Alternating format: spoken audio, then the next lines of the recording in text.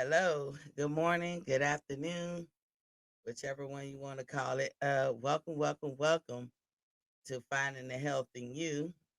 This is off of Boxing Fans Talk TV. I'm your host, T to T. You can refer to me as Miss T. I do this show every Sunday, and we're gonna find the health in us. I mean, it's a passion of mine.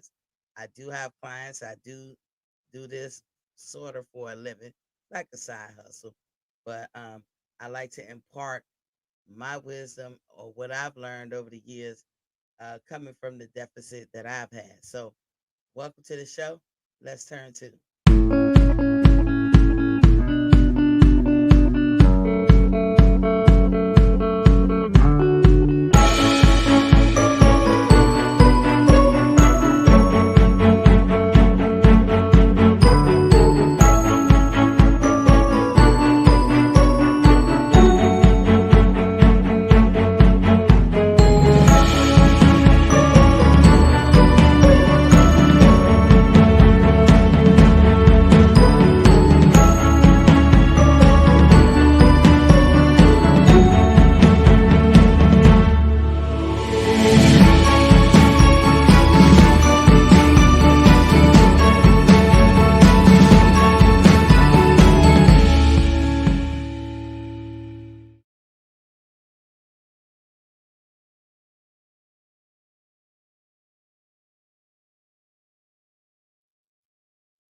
Welcome back. I'm going to open up these phone lines just in case anybody want to call in. Give me 1 second. Um, but yeah, hopefully you guys had a good week. I know most of us are disappointed like yesterday's boxing match, but I'll get into that on Monday. Oh man, I was so disappointed. Whew, so I feel you. Demetrius Bright is in the building. What's popping, King? He says, salute Queen T. Wilder now playing. Damn, this dude's working my nerves with these losses. Me too, King. Me too. Macadocious Mac of the South. Salute the lovely and beautiful Madam Queen Miss T. Thank you, King. Um, and hi to everybody who's watching that's in the background. Come on in the foreground. It's all good. It's all good. We're not gonna bite unless you want us to. Just joking. In the beginning of every show, I always do a water check. Water check. This is my fifth bottle. It's 1 o'clock in the afternoon on the East Coast. So this is my fifth bottle. I'm gonna try to get up there. Today I was trying to figure out what I'm gonna eat. I haven't eaten yet because I just, when my sleep get thrown off, whew, Lord, them some of them days don't be good. But I love to support my YouTube friends out there. So shout out to the barbershop conversation and the boxing section. Um, when I go in there, my sleep be thrown off, and sleep is very important when you're trying to find the health in you. In the past couple of episodes, we have talked about digestion, the liver, what job it does. We have talked about the thyroid and how important it was. Today we're going to talk about the pancreas and what role it plays. Now, a lot of people say, T, why you talk about all this stuff?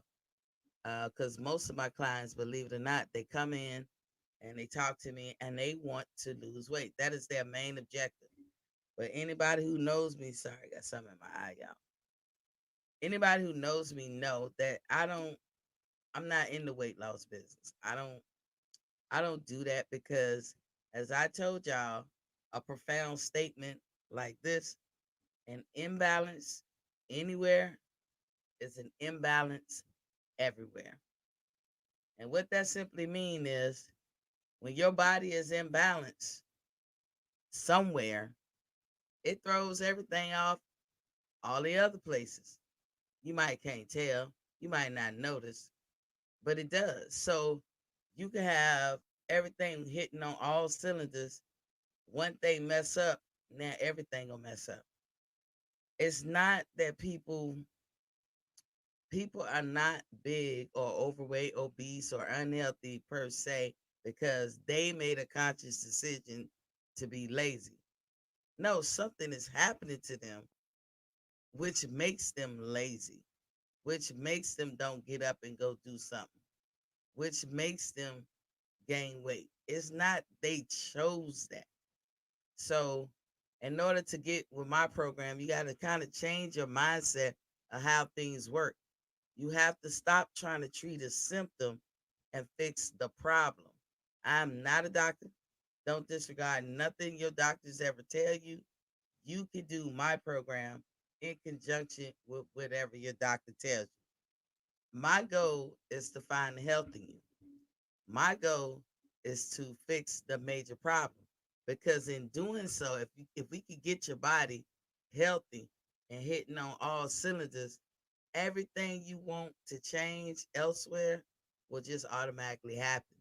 That's why I say I'm not in the weight loss business because a healthy body is a slender, thin, decent working body. That's period. I mean, you don't have to go on a weight loss journey. My program has nothing to do with exercise. Exercise is just a bonus. Hustler Slim said, "Hey, Boxing Fan Talks TV, just dropped through to show love. Smash the like button. It's still Team Tennessee. Congratulations, Canelo. But F them cars." Was popping King. Thank you for showing love. Demetrius says, "Salute at Macadocious Mac of the South." Yes, sir. Yes, sir. So, okay, I have a lot of female clients on here and in person, and they're a lot shy.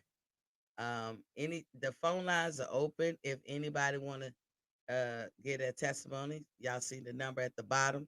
It's up to you. I leave that totally up to you. Until then, I was just gonna speak my piece. 706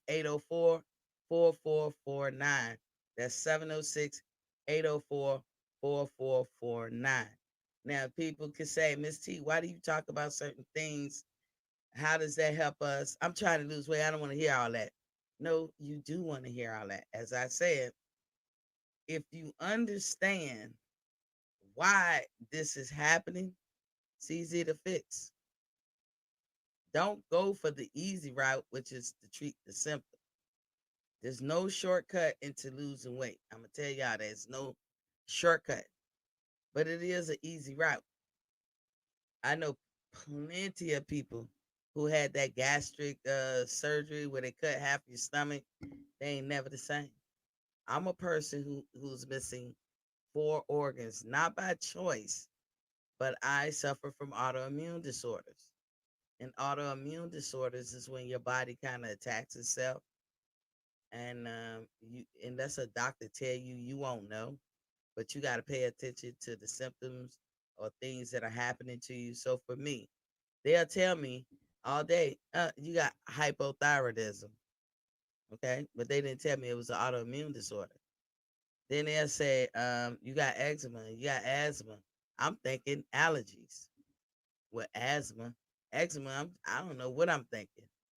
But those are autoimmune disorders too. In fact, when you hear the word allergy, just reprogram your mind and say autoimmune disorder. Because if you have a skin disorder like me, I have eczema. You got people who have psoriasis.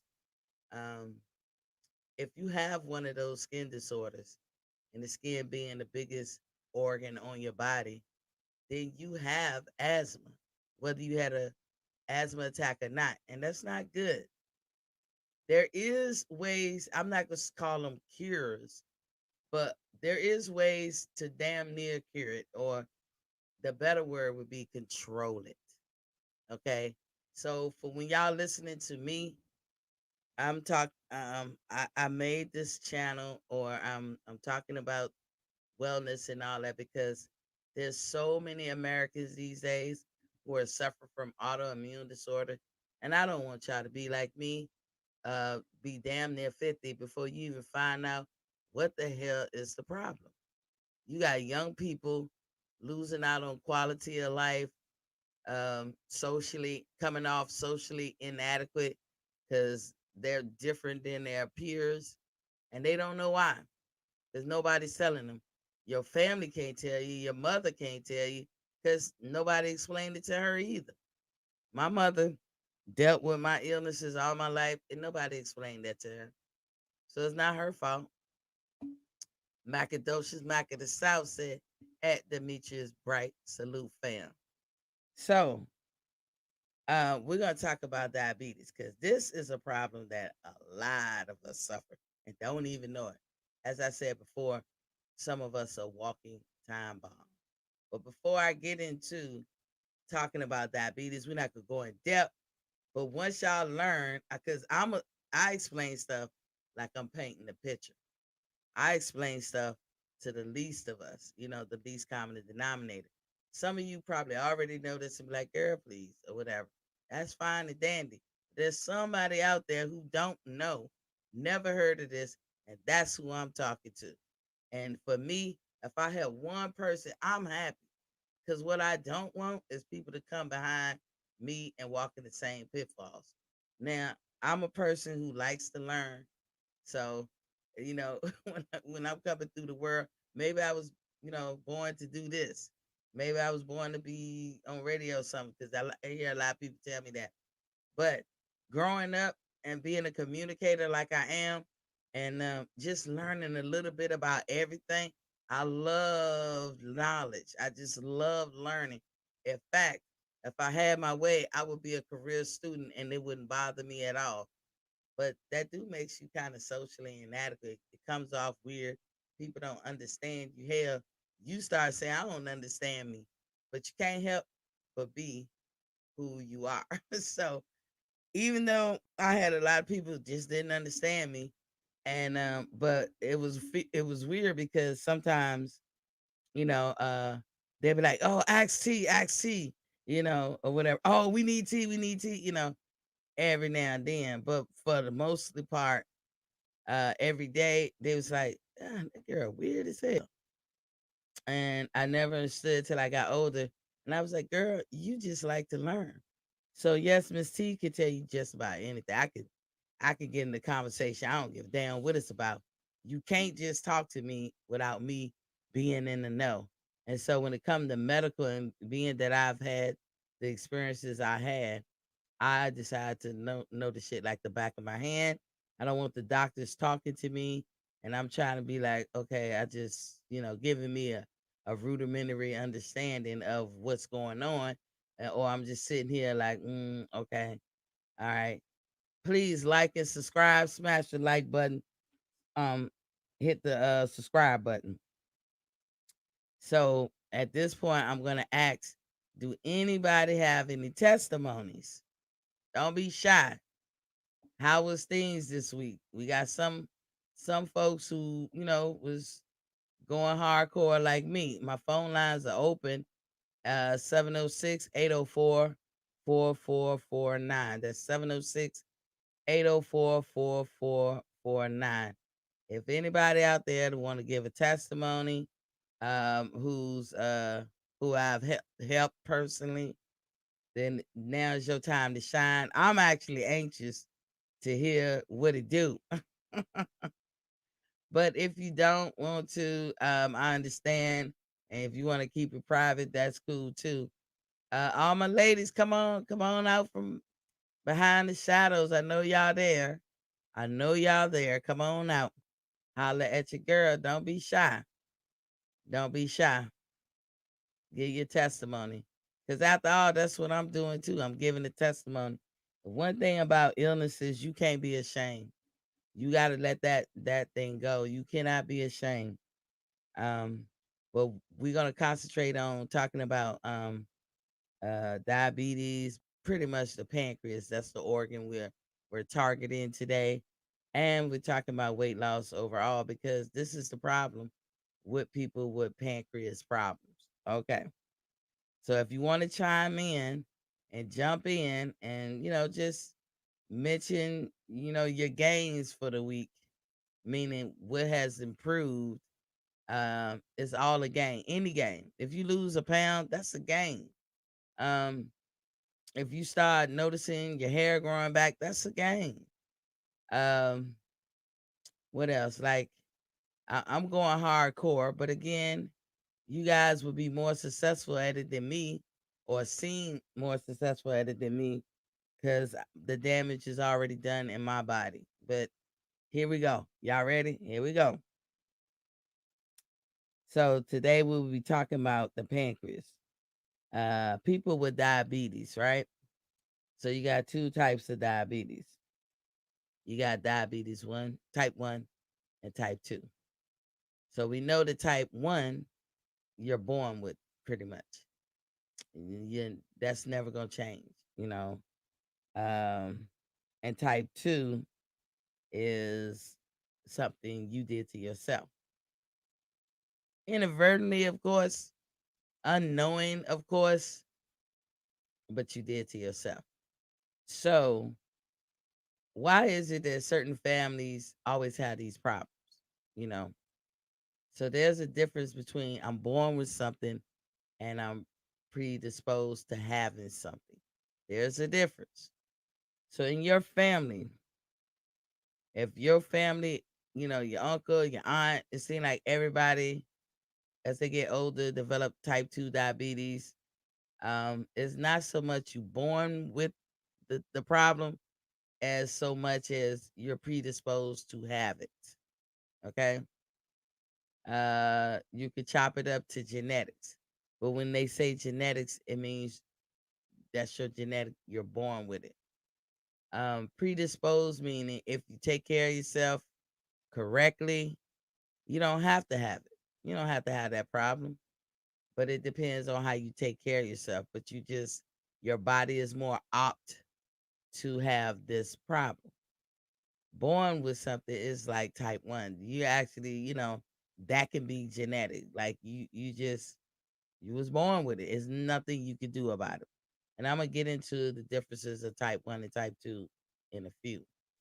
But I just want y'all to know that difference: born with and predisposed.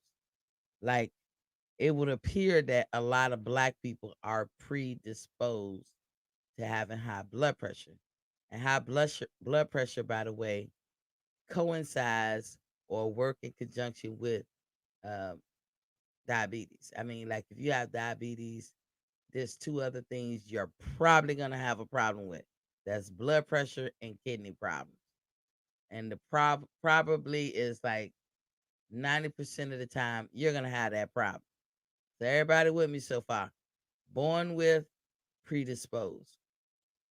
So with me, with autoimmune disorders, it's not that my sister, y'all met her on here, Butter, or my brothers, or my mom, or my grandparents, or whoever. It's not that they don't have autoimmune disorders. They just don't have it on the level that I have. We all have it. So it's kind of pre disposed to having, but some people levels can be worse. Mine's in my family happen to be severe. My siblings, they don't even you would say they don't have this problem. But for me, I have this problem. So I'm predisposed. Why I say predisposed? Because if I eat right and change the way I live, I don't have to have this problem. But it don't mean that that problem ain't there. But again, when you're born with something, there's nothing you can do right. You still have it. All you can do is hope to control it or get it under control somewhat. That's all you can do, to make it less severe. That's it. I if I handle this right, or if I was brought up to know my issues, if they had told my mom she has autoimmune disorder, and by her having autoimmune disorders, you guys got to do this, that, and the other. And if we were doing that from day one, I would be, I can't even imagine what I would be. It's almost sad to me to know what I have potentially lost, or what I never came to realize in my life because of this illness. But I wasn't told about it ever. This is something I had to stumble onto. And then once you stumble onto it, you had to learn what it was, learn how to control it, learn how to fix it, and this, that, and the other. And it's taken me all this time in my life to learn all this shit. I mean, it took me pretty much 40 something years, you know. Yeah, I think I was. in my uh, early 40s before I even knew that I had autoimmune disorders. That my issues, that's what it was called. Because all I knew is I had eczema. I'm gonna put some cream on it. Do this, do that. None of which will work. I'll do this. Why are you breaking out? Why your face swollen? Why your neck swollen? We was just cutting the grass. I don't know. I don't know why I smell grass and instantly got to go to the ER. Don't know, you know. But once I learned and learned, I be like, oh, okay. So for me, I have to do a lot of preventive stuff. Like I have to make sure that my windows are insulated, like really, really good. I have to. During pollen season, I cannot open my window door or nothing. I'm a person now that I learned inadvertently during the pandemic because you go outside, you always have your mask on. I didn't get sick as much during the pandemic. I thought it was I honestly thought I was gonna die. I thought I was one of the people that wasn't gonna make it. But when I would go out because I always had the mask on, guess what never happened? I never got sick. And usually from the spring well into the fall, I'm in and out the hospital, and if I had to guess the amount of time, like at least 25 times. Like every 8 days, I'm in the hospital. And why I'm in the hospital is to get some medicine pumped in me because my condition has exacerbated to the point that it's threatening my life. What kind of life is that? What happened? My neighbor cut the grass. I ate something I didn't know that I was gonna have a reaction. When you have a skin disorder, your body thinks it's being invaded. So it goes to work trying to fix that problem. But the byproduct, when it finds out that it's not being invaded, it's damn near kill you. So I got those problems. Macadocious Maca, the South say you are blessed, Miss T. Thank you. I believe so too, King. But let me get in. Y'all hear these personal stories because I want y'all to know where I'm coming from with all this stuff. And I truly am sincere when I say I want to help. And it is a business. It is something that I do.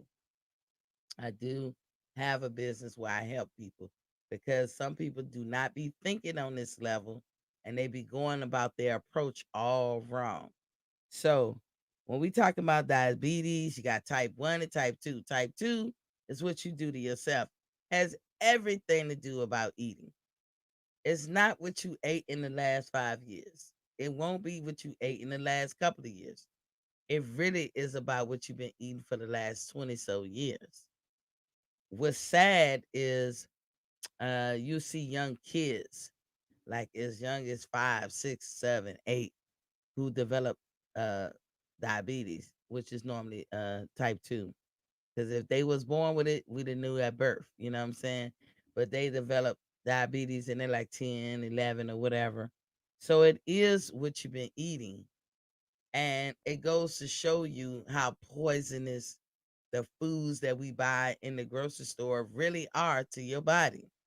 I gave an example. If you have a car, everybody knows pretty much how a car runs. It is one of when man invented the engine, that it was damn near perfect. It's damn near nothing else invention wise better than that.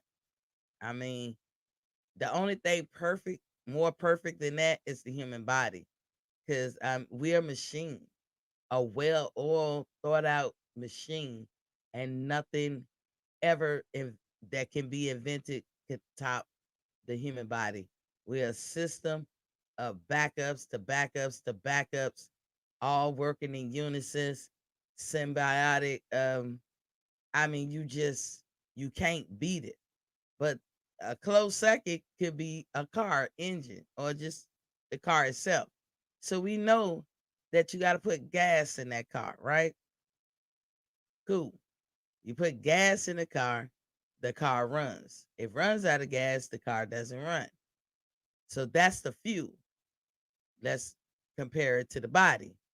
You eat food, the body's up, it's moving, it's doing things. You don't eat food, You have no fuel, you're down and possibly die. You could die of starvation, right?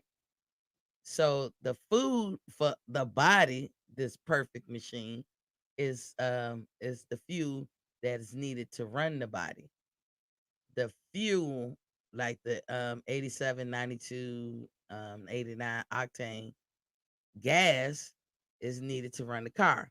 You would not put milk, it's a liquid, right? You would not put milk in the gas tank, it's not going to run. The car will not turn over. Is the car scrap at that point? No. You know, those of us like myself, I had a BMW when I lived in Japan, and I accidentally, because they're not like obvious like the gas tanks here in the states, that when you go to those BP stations, and they will have the diesel pump along with the regular why in my head I'm calling it simploma. That's what that's Spanish, the Spanish word for gas. Unleaded. I couldn't think of unleaded, but simploma. Okay, they want, so you got the unleaded gas nozzle, and you got the diesel, right? You don't pull up at the BP and make a mistake that, I mean, I ain't saying it's impossible to, but you ain't gonna make a mistake and grab the diesel nozzle and put gas into your car. But when you're overseas, that shit is easy. It's not marked like obvious. Maybe it's obvious to them, but it's not obvious. And I messed around and put diesel in my black on black BMW. And I was like, oh, hell, I barely could get there in the street. So I had to have it towed to, on the base, they have these hobby shops where you can pull in, and they got all the tools you need. You can work on your cars, all that shit for free. Everything you need. They disposal areas, just everything you need. So what I had to do was I had to detach the gas tank, but I couldn't just detach the gas tank. I had to take the whole engine off, take the steering column. I ain't know how, look, I barely know how to fix a car. When I was married, my husband ensured that I had to learn something. So I'm thankful for that. At least that's a good thing that came out that marriage. He was on me about learning how to do cars and fix cars, and I learned a lot, but I didn't know how to fix it. My ex-husband could build them from scratch. I wasn't on that level. So I got a book. Now, what I am good at is reading and learning and just following direction. I'm very good at following direction. So I grabbed this book about the BMW. I went to the library and got a book, and a how-to book, and I had to detach the gas tank. Now, and the BMW that I had, I guess you would call it like a 323. I was in Japan, steering wheel was on the opposite side, so it was kind of different. But I detached the gas tanks. I detached the bleed wires. That's what they call them. But it's just the little teeny little wires that run from the gas tank towards the top, front of the engine. And I found out that the BMW has two gas tanks, one on each side. I had to empty the gas tank, and I had to flush it out and clean it out and all that. But in order for me to do all this stuff, I had to detach a whole lot of other stuff. I broke that BMW twice, and twice I fixed it by reading a book. And I had some guys helping me, but like you know how men can be, they was laughing and they was looking. Someone was like, "I hope she just quit," because that's what a girl would do, right? No, be like, you know what, this is too much. Fuck this. Let me buy me another car. I was determined not to, but there was a lot of guys waiting in the wings. I hope she quit. I'll get that joint off her for like a couple of $100, because that's what they assume or are used to women doing. I disappointed. I wasn't gonna do it. When I tell you, it took me. I had to take leave. Actually, it took me about 3 or 4 days nonstop working in there and fixing that thing, detaching it, cleaning it out, flushing it out, cleaning the bleed wires, repumping oil, all that. Look, when I was done and I put some gas in it and some cleaning fluid in the gas, and I backed it out of the bay, and I turned the car on, I had to let it run. It was just burning. It was that shit had to burn off. The remnants had to burn off. But in the end of the day, I saved my car, and I made a pretty buck off it because I sold it when I left. But it was a beautiful black BMW, black interior, like black on black. Oh my god! And I was like, I'm determined to fix this. But the whole point is, I put something in it that wasn't called for it, and it let me know right away. The body, the human body, a long way to say, the human body is the same. If you give it something that it does not like, it's going to let you know. Now, it can either let you know subtle, subtle wise, or it can let you know, bam, in your face. A lot of us get those subtle changes that we just not paying attention. But to the ones who get it, bam, in your face, those are the people who gonna figure this shit out quickly and correct it. But to the ones, which is most of us, probably 80% of us get the subtle changes. And I would say any little kid with diabetes, that's the one that's getting it like bam in your face. So we discussed in previous shows. I have to mention this before we dive deep so you can see where I'm coming from. Everything you eat, and I mean everything you eat, turns to sugar.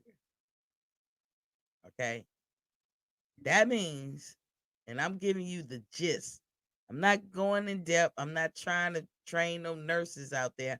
I'm not trying to get way, way in depth. I could, but y'all don't need all that. So I try to keep it just on the surface. But everything you eat turns to sugar, right? So imagine it. You eat a club sandwich. When it goes to your body, it turns to sugar. Why does it turn to sugar?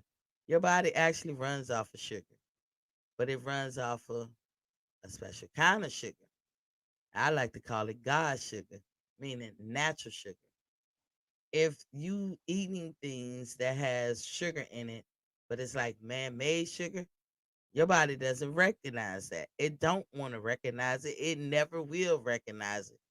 Some people body will figure out how to use it some kind of way. But most of the time, if it's not negatively affecting you, it's because your body is just good at getting rid of bullshit. That would be ideal.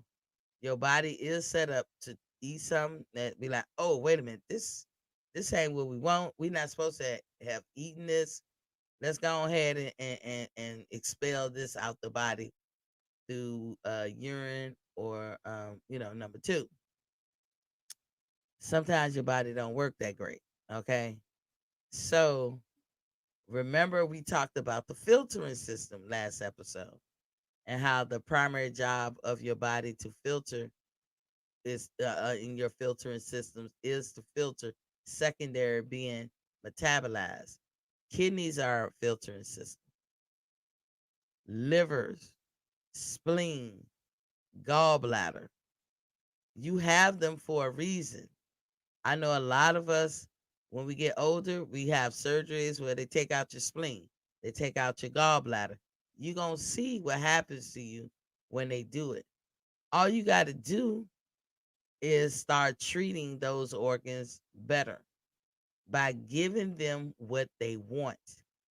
The answer is not always to rip something out your body, but we live in a society now. You go to the doctor, it seems like that is the answer. Let me take this organ. Let me take that.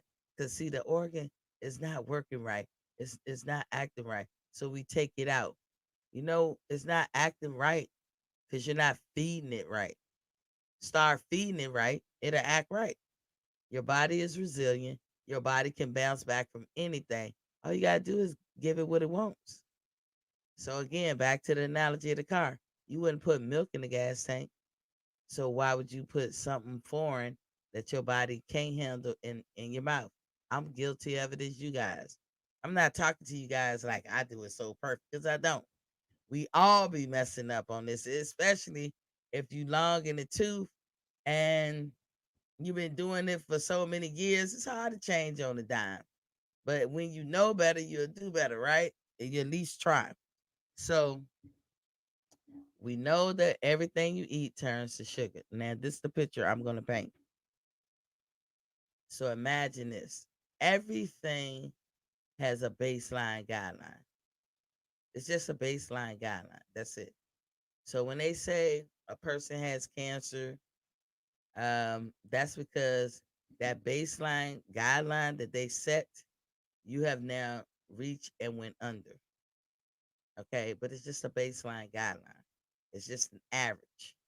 Um, they'll say for people to have stage one cancer, the area that they talk about must be 40% cancerous cells versus normal cells. Let's say they say that. And when it reaches 40% cancer cells, this is when we tell them, hey, you got cancer. Because this is normally when it becomes dangerous and life threatening. If it never reached 40%, we don't tell them. So you could be walking around like with 28%, 30% cancer cells, never be told you got cancer. Live a whole life, never be told. But as we know, most people by the age of 16 is walking around with cancer cells. It's a medical fact, but nobody knows that. So we all be having cancer. It's just it stops at a certain level with some it keep exacerbating till it becomes life threatening. Think of your whole body like that. It's a balancing act. It's a set guideline. And when we talking diabetes, same thing. If somebody tells you you're insulin resistant, you have diabetes. I don't know why they just put it like that. You say I'm insulin resistant, which I've been told all my life. I can't even remember. Like I ain't gonna say as a kid, but somewhere in my 20s, I was told I was insulin resistant. I didn't know what the fuck that was. I'm like, oh, just insulin resistant. But I knew if she would have said you diabetic, I'd have been like, huh? What? Uh, what I gotta do? This, that, and the other. But my insulin resistance don't never amount to the level of when they will say at that guideline where they would say, "Oh, you have diabetes." So I just hover at insulin resistance. Well, what does insulin resistance people go through? You go through the same kind of symptoms that people with diabetes go through, and you have a weight issue. Your body is not regulating everything right, so you kind of got a weight issue. This is the picture I'm gonna paint. Your blood cells. When you hear them talk about your blood cells, and what are we doing? We detoxing. We're doing what? Cleaning the blood. Most importantly, that's what we're doing when I say detoxing. We're cleaning out your system, cleaning the blood. Because the blood is the most important target when you want to fix your health. Okay? So I hope I'm not confusing nobody. So I'm gonna slow it down and just stick to one thing. Um, you eat, okay? It has sugar. It has sugar in it naturally. When you go through your digestive tract and your small intestines, everything's getting broken down. We separating the food for the stuff we can use. Not everything in the food is all sugar, but the majority of it could be sugar. There be some other nutrients or whatever. So even if you eat a cheeseburger or a pizza, which is not nutritionally valuable, it has some nutrients in it. Like to make the pizza bread, the bread of it, you have to have grains. And grains are important for your diet. So when it breaks it down, the body will recognize the good stuff, take it out, and use it some kind of way. That's not stored up, that doesn't turn to fat. But the sugar of it all, the bad shit, the processed, the preserved, that's in everything we damn near eat is bad. So that part of it turns to sugar. And after a while, I don't know if it's a week, 1 day, 10 days, I don't know the actual time. But after a while, that sugar turns to fat, white adipose tissue. The fat you want in your body is brown adipose tissue. But we'll talk about that adipose tissue another time. But just know that that's fat. When you hear people say fat, it's really called technically adipose tissue. So you got white and brown. Okay, anything of color is always the best option, right? So now you got this abundance of sugar, right? I'm gonna give a number. It's not factual. I'm just painting this picture. So I eat a slice of pizza. I have, let's say, 9 grams of sugar come out that slice of pizza. Your body recognize it. Remember, your body's talking to the message center up in your brain, hypothalamus or whatever, and it's sending messages back to certain organs to do this, that, and other. The message was sent out earlier that morning. Release that message T4. Get that in the system. Get it ready. The when you eat, the digestive saying, hey, digest this food, separate the nutrients, keep what we need, store the rest. The liver is on standby. Hey, we're gonna have some filtering. The kidney is gonna be filtered. The gallbladder is gonna filter. The spleen is gonna filter, and then eventually stuff gonna make it to your colon, where those hormones in there are gonna activate. Be like, hey, let's clean this shit out. It's major cleanup day today. Let's clean this stuff out. Everybody's getting this message in your body to do X, Y, Z, right? So we back to I ate the pizza. It was 9 grams of sugar, other nutrients like iron and what that got pulled out already and is off to be used in the body. Your pancreas gets involved when it recognizes the sugar. So for every 3 molecules of sugar, whether it's real sugar, fake sugar, doesn't matter. Sugar is recognized in the body. If it's fake sugar, it won't be used. It will turn to fat. That's where fat comes from. If it's real sugar, it will be used because your brain runs off of sugar, period. And testosterone, everybody. So when, let's say I got 9 grams off of that slice of pizza I ate. So my pancreas have now recognized that it's 9 grams of sugar floating in the body. Well, the pancreas is saying we need to get that sugar into the blood, red blood cells. When you hear people talk about the blood, when I'm talking about the blood, I'm talking about red blood cells, not white blood cells. I'm talking about red. That's the most important thing. That's the blood that's being circulated around your body. So I need to get it because once it's in the bloodstream, the blood again goes everywhere in the body. That's it delivering stuff. It's like Santa Claus. It's traveling around the body. You get a car, you get a car, you get a car, you get a car. That's pretty much the red blood cells just traveling around. So in order for me to get, unlock the key to get in the red blood cells, get this sugar that your body needs every day to function, the pancreas said, okay, snap to it. We got gas.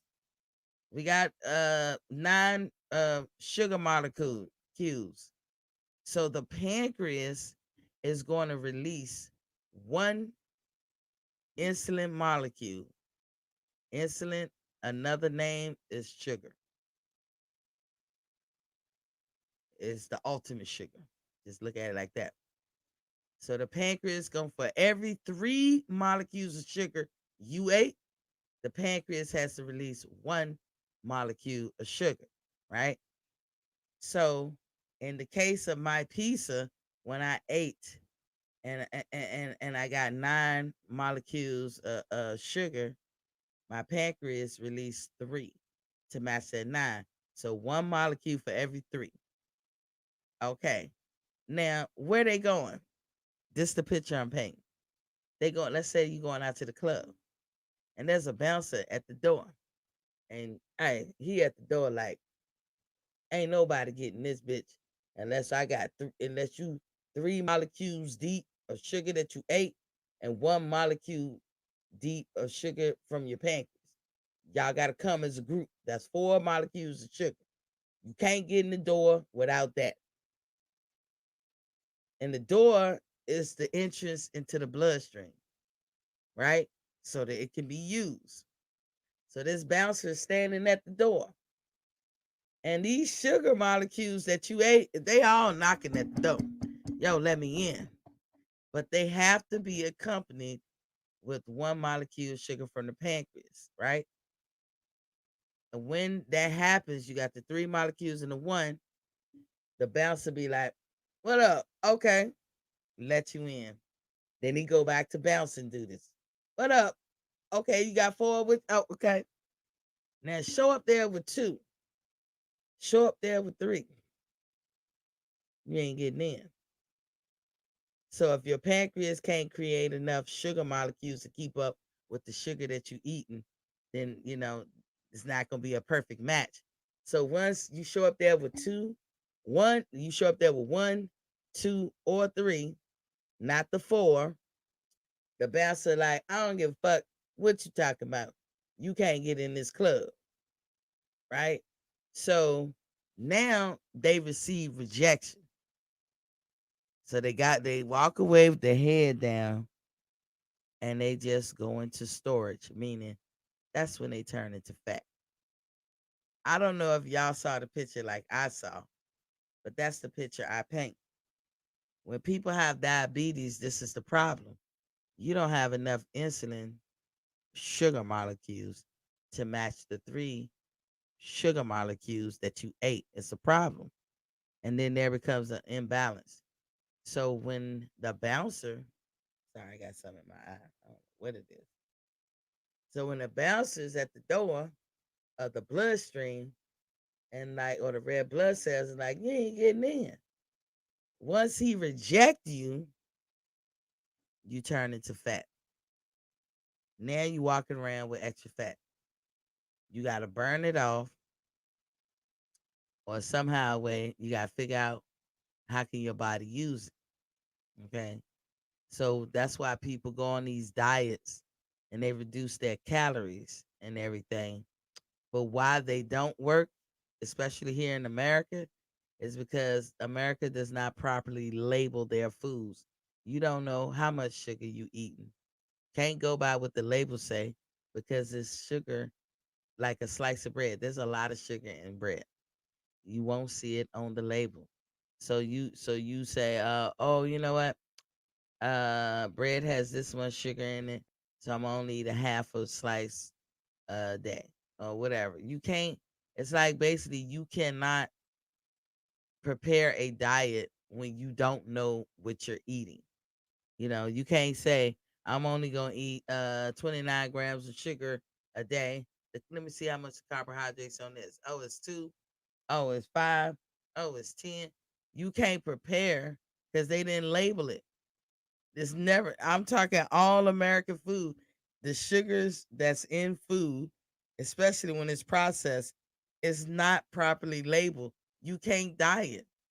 So to the person who has a severe reaction to fake sugar, they try to diet, they reduce the food, but it ain't working because the food they are eating has so much sugar.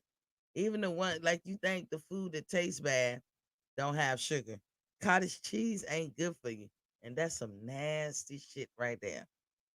I've tried to do diets with that, and I remember saying, "Well, fuck it, then I'm gonna be fat then, cause I'm not eating no cottage cheese." I don't know how anybody like that shit, but they always recommend this nasty shit for you to eat, and it's simple: to come out the ground or fall off a tree. That's what you eat, cause that's real sugar, and it ain't no hidden sugar. And all the sugar in that food, the bouncer and the pancreas like, yep, I rocks with you. I fucks with you for real. That's how it is. That's how I learned what diabetes was. I always read the book and I paint the picture. I do little stories in my head just so I can remember. And that's what type 2 diabetes really is about. It's about you not being able to properly match up your sugars that you eat with the sugar that you make and it get into the bloodstream. Remember, I told y'all about juicing. I rather juice than to eat because when I juice, it goes right into the bloodstream. It do not stop go. It just boom. It's like the fast pass at the amusement parks. Do you rather stand in the line and wait your turn? I mean, you'll get on the ride eventually, or you can get a fast pass and go to the head of the line. I'd rather do that. So, what is diabetes? Diabetes is referred to a group of conditions of higher level of blood glucose, which is sugar. When you hear the word glucose, that's sugar. Too much sugar in the blood. Remember, I told you, if it's too much fake sugar, in the blood, all it can do is be stored as fat. And that's how people gain weight.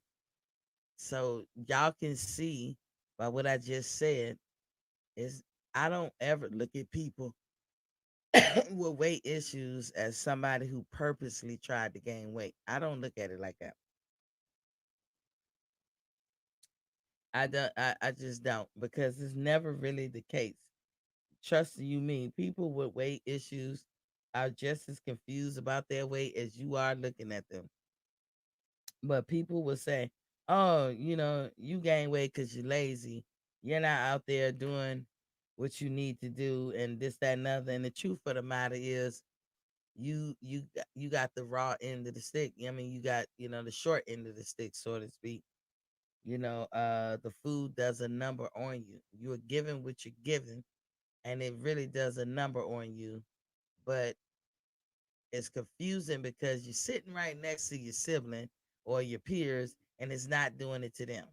So why would you think if I'm sitting next to another female, I'm female, she female, we the same age, we about the same height. I eat this. We got the same body parts. I eat this. She eats this. Nothing happens to her, but something happened to me. If we're designed the same, why is that? You know what I'm saying?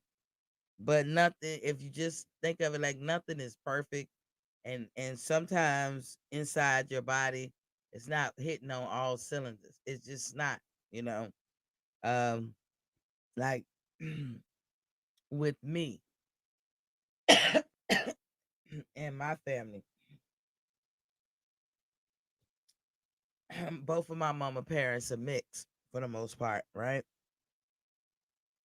So me, Butter, and my brother, we all came out looking different. It's just what it is. We came out looking different and being different. As I say, I'm more sicker than they are, or have illnesses than they are. But when we were younger, I looked healthier than they did. You know, I could I always say I could look at a slice of cake and put 2 pounds on easy. Butter didn't.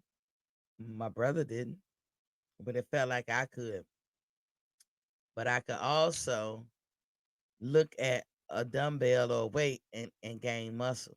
So I was a muscular person by by genetics. I mean, like even to this day, if I wanted to, that's why I don't worry about exercise too much. If I wanted to go in the gym and start lifting weights, I would see results in a week or two. Butter can do it and it would take her forever. My brother as well. Like for me, it's like one time I had a personal trainer. He said you was like born to do this, or you just genetically disposed to having muscle. And that's just the combination of different backgrounds and people that we come from. I took the muscle aspect, you know what I'm saying? So in the end, going back to diabetes, that's what it is, you know. I got some family members that suffer from diabetes and some who don't. I was never told I had diabetes. I was always told that I had insulin resistance. But my mama didn't know what that was. I didn't know what that was. Um, and now I know it's diabetes. There's no such thing as pre-diabetes. Either you got it or you don't. There's no such thing. Remember, I told you when they talking about the body and they talking about levels of this and levels of that, it's just a guide.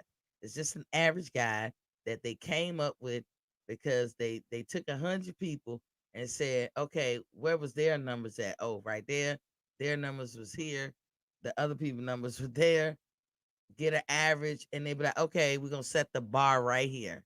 Cause usually everybody who gets levels that's under this bar, they get sick. That's all the levels mean. It means that across the board, you cannot have high blood pressure, you cannot have low blood pressure. Um, but y'all stay tuned if y'all have an insulin problem, insulin resistant, or diabetes or pre-diabetes. Somebody told you you're pre-diabetic. Stay tuned because they're making ground on why people have diabetes. And as y'all know, it's a condition that a lot of black people mostly suffer from. I'm not saying whites don't get it or Mexicans or other people don't get it. I'm just saying it's prevalent in the black race. Got a lot to do with the shit we eat. The food we like to eat is less expensive than the foods we should eat, right? So carbs, when you digesting your carbs, what it does to get more in the weeds, it breaks down into the glucose. It breaks down to glucose, which I told y'all glucose is sugar. That's all glucose is. Then it's carried, meaning through the bloodstream. It's carried through or by the bloodstream to various organs in your body. This is how your organs refuel themselves. It's from the bloodstream. If the blood is toxic and messed up, or there's plaque and mucus in the bloodstream, like on the walls of your blood vessels, so that's going to constrict how much blood need to be flowing through. So you're gonna be at a deficit that way. But also, if what's in the bloodstream is kind of contaminated, you're how are you feeding your heart? How are you gonna feed your brain? How are you gonna feed your lungs, your liver, your kidneys, your other organs? How are you gonna feed anything that run off the bloodstream, which is everything? How are you gonna feed those organs or get them to work properly if they're contaminated, if they're toxic? And if they're toxic, that means they're acidic. So if they're acidic, how do you overcome that? You don't go get medicine to fix that issue. You fix why you have that issue. And I hope that, like, y'all listening, and you might have family members that y'all reach out and help y'all family members, because I'm telling you, like I said, a lot of people come to me and say, "Oh, I want to work on losing weight," and I tell them straight up, that's going to be a byproduct of what we do. I do not concentrate on losing weight. I concentrate on getting your body healthy, because I know when your body is working on all cylinders and it's healthy, you ain't even got to worry about the weight. It's gonna peel off like nobody business. It's gonna peel off faster than you could have ever done trying to lose weight. Because if you just think about it, if your body being unhealthy or unbalanced causes this to happen, causes that to happen, causes you to gain weight because you're storing fat and this, that, and the other, why would you then try to come up with a remedy to lose weight, but not fix the healthy problem? Because guess what? You might be exercising and you might be peeling a little weight off, but it's like you take 2 steps forward.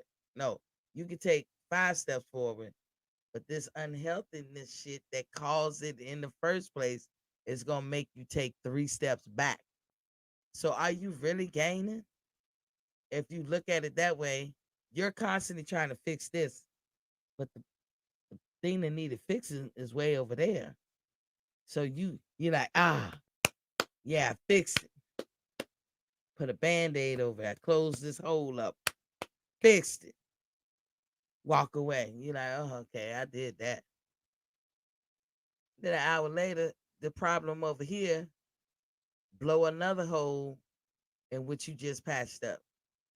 Well, shit. Now I gotta go cover that hole. Let me fix that hole. Let me put a band-aid over that. All right, I fixed it. And you walk away. And an hour later, it caused another hole. And the whole time is degrading that thing, degrading it until you can't even use it no more. They got to pull it from your body. That's why I say I don't even approach. I'm not in the weight loss business. Weight loss shouldn't be like. I don't think people should make that much money off of trying to help people lose weight. You know what I'm saying? Doctors know what it would take for people to lose weight. They know. They're just not going to tell you. We could talk about, and I'm talking about this for a reason. You know, sometimes I come up with these subjects based on what you guys email me. So there's a reason why I'm talking about this, and I thank y'all for listening. So hopefully I'm answering the questions of the people who sent me some emails. But sometimes, you know, you go to the doctor and you be like, "What's the problem?"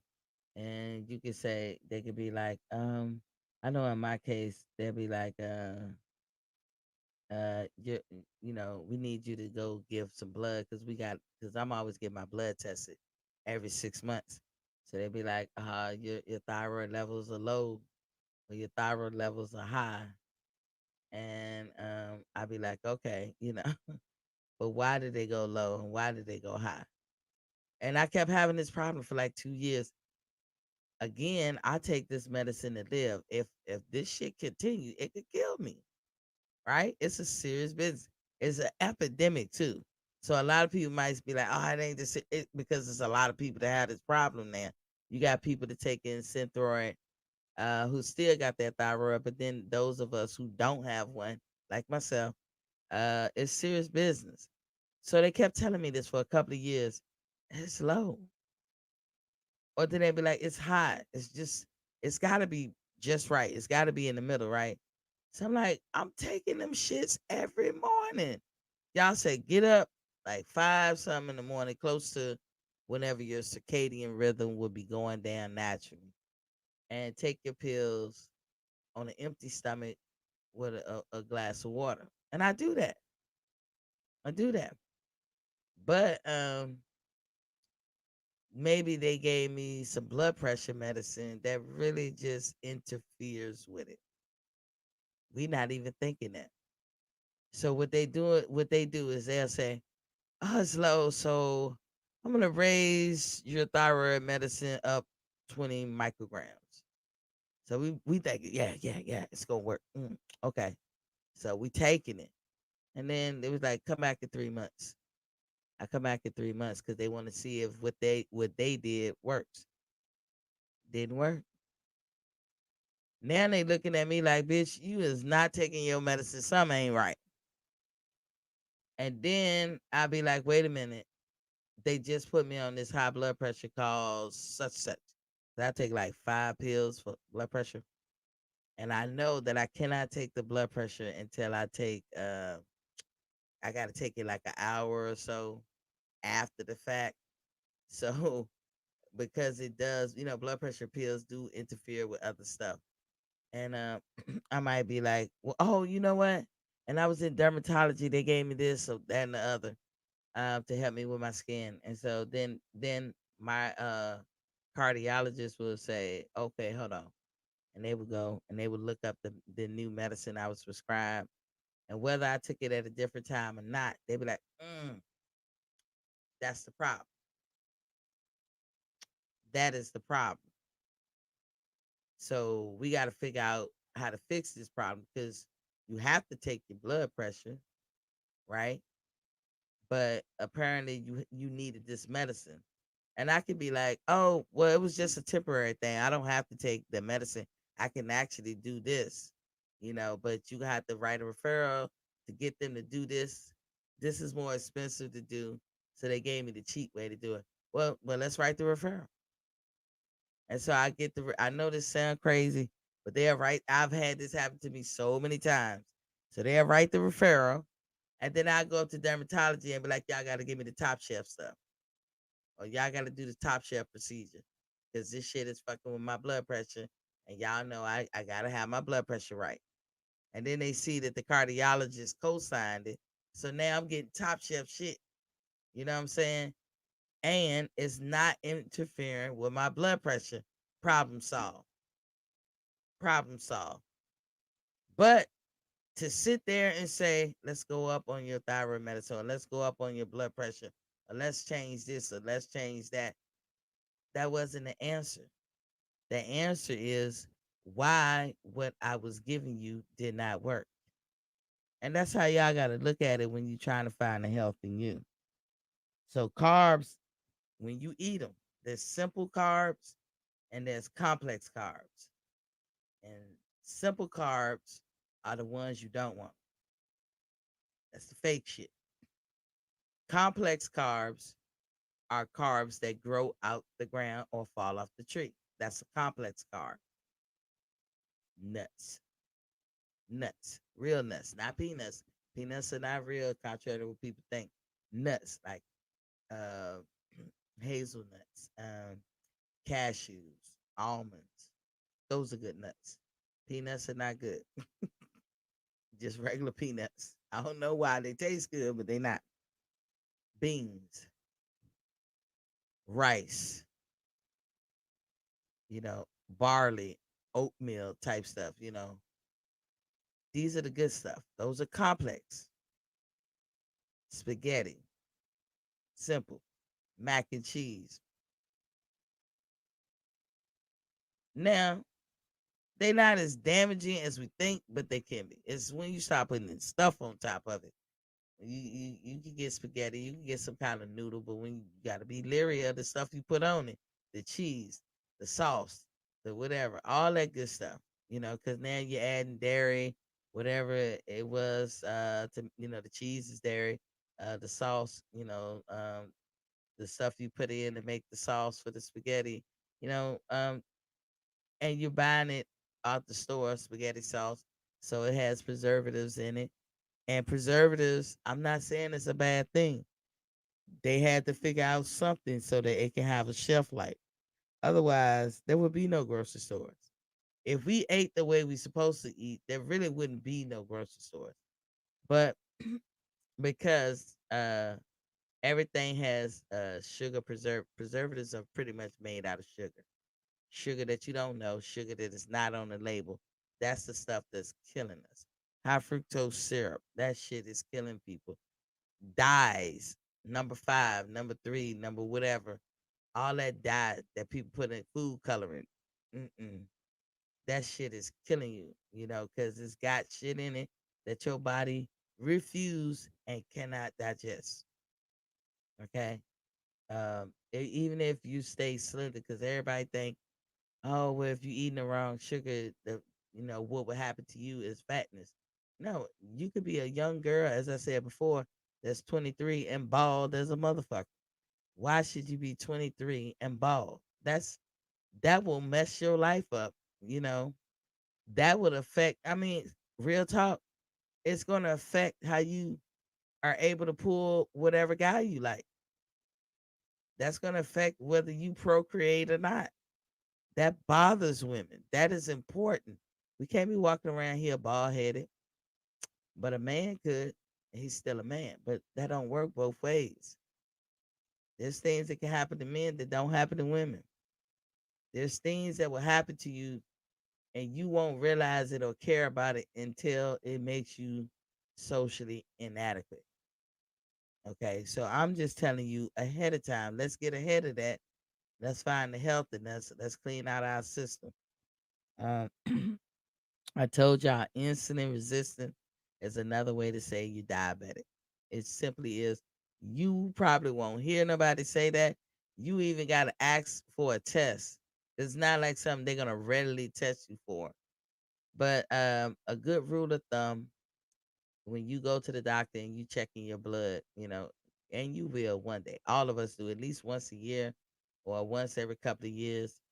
Ask for the TSH test. That's the thyroid test. Ask for a reverse T3 test. That's telling you what the thyroid do when it gets into position, like when it get to those filtering spots. Do it actually do a conversion? And if so, what level it's on?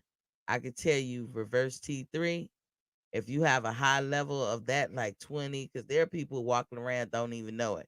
Your reverse T3 level is like 20, 25, 45. Mine was up there at 45. Normal is 10 and under. And really, the average is like 5. You should walk around with about 5. Your level should be 5. But if, like me, 45, you know what that means? I was in hibernation mode. That's what reverse T3 does.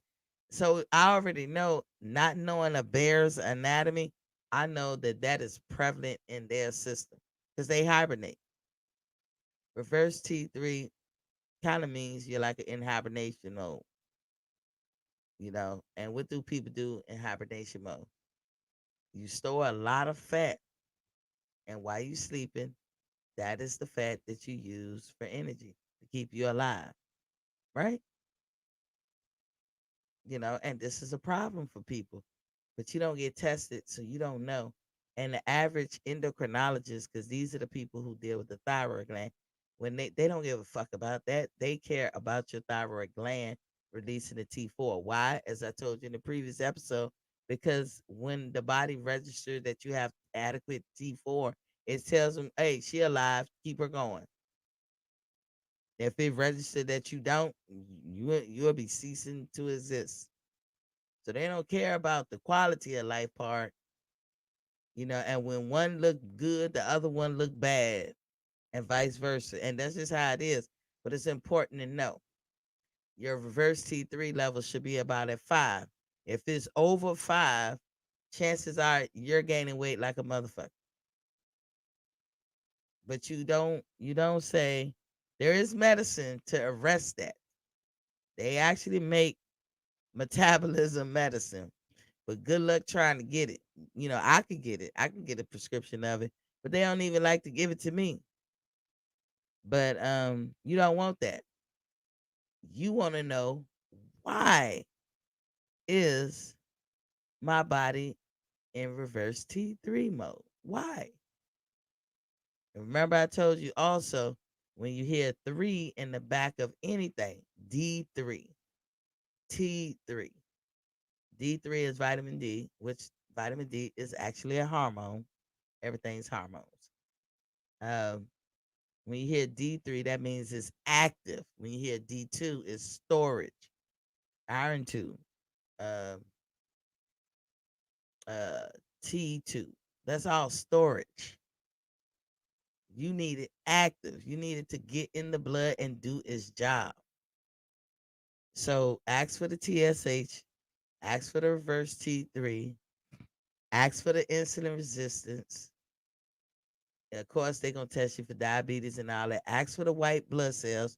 You want to know if your platelets are large or whatever. You know, when you're like our age, in our 40s and 50s or whatever, older folks, you want to check on your LDLs and all that stuff. You just want to check overall. But when you're young, ask for those extra tests that they don't give, because they're gonna do hemoglobin.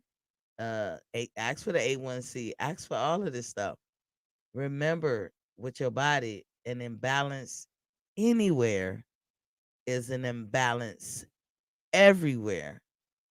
And doctors won't tell you that. So when you go to the doctor and you find out you have a specific problem, just think first thing in your mind, okay, oh shit, I don't want this to be a domino effect. The questions you ask your doctor is, why is this messed up? Why is this imbalanced? Make them tell you. Don't let them just say, oh, your your what you call them is not running properly. So we're gonna give you this medicine to fix it. Why isn't it running properly? Make them explain it to you. And if you and whatever you don't understand, write the word down and go back and look it up. You got to be able to talk to them on their level. You know what I'm saying? Because sometimes they just want to be like, "Oh, we'll give you some medicine to fix that." No, fix what? And 9 times out of 10, they're gonna fix the symptom. You can't sleep. Let me go ahead and give you this medicine to help you sleep. Let me, you know what? You should get on melatonin. I know a lot of people get on that nowadays. Why? Don't you know? As I said before, an imbalance anywhere is an imbalance everywhere. But don't you know if you start taking melatonin when your body naturally does it, you know what your body say? Your body's stubborn as hell. They be like, go back to folding my arms. Well, damn, since you gonna go ahead on and take a pill and do the job for me, shit, I quit. I ain't gotta do this shit no more. I'm gonna go back and be dormant. You know, I'm gonna go into hibernation. Peace out. Since you handling that shit with the pill, now you just made your whole system imbalanced. Because anything that was working when you was making your melatonin begets this, it begets that, and it begets that. You know, it's just like I'm telling y'all, a balance, an imbalance anywhere is an imbalance everywhere. You cut off your body naturally doing its job. Let me give you a little story. So my grandma, she had a philosophy, which she passed to my mother, which my mother passed to us. And so it's not that we as women have not tried this. Well, I can say that I have never tried because I listen. I believe that Butter tried it. I believe that my mom and my other little sister, I believe they all tried it. But my grandma used to say, hey, it ain't but one thing that's supposed to go up there. And I'm talking about our nether regions, right? She said there's nothing but one thing supposed to go up there. And if you thinking about it, she right. But it ain't but one thing. We all know what it is, fellas. Y'all know what y'all part that y'all play in that. And so when you got women sticking stuff up in there to douche or whatever, well, your body is designed to naturally douche. Well, I just think I need some extra. I just want it squeaky clean. Well, that area responds to the food you eat. So if you eating clean, shit, that shit will be clean. You know, I want it to smell like pineapples and grapefruit. I want it to smell like grapes and strawberries. Well, you should eat some grapes and strawberries. It'll smell like grapes and strawberries. You know what I'm saying? But you got a whole aisle in the grocery store, and what you're doing is you're depleting shit that you won't even thinking about. You're stripping it. So now you're starting to have other issues. Man, you know, I didn't even know this was a real thing. So I'm not telling on nobody, but I didn't know this was a real thing. You can have a dry tutu, right? And I bet you that shit is painful. I can only imagine. That's some shit I wouldn't wish on nobody. You know what I'm saying? Well, but somebody say, okay, your tutu is dry. The doctor prescribed you something to shoot up there to make it lube. Okay, satisfied the pain. Seemed like it fixed the problem, but did it really? The problem is you stop letting your body do what it naturally do. Because if you let your body do what it naturally do, you wouldn't have no dry tutu. If you worried about the smells, then fucking eat grapes and strawberries and pineapples. Eat some good shit, and your tutu will smell good. But that sounds too much like easy and right. And people won't do it. And that is the way to fix it. You are what you eat. Now, I just gave y'all fellas an insight into some women issues that women out here can have. But that right there, I would have never thought that that could be an issue. But when you stripping your electrolytes and all this stuff, because you shooting something foreign up there that's doing a job that your body naturally does without prompting you, it just naturally does it. And I want to smell good for my man. Well, eat good for your man. If that's what you want, eat it. Mm, in the mouth. and it would come out in the tutu, and he would be happy. But if you want to eat a pizza, he ain't gonna like the smell of that.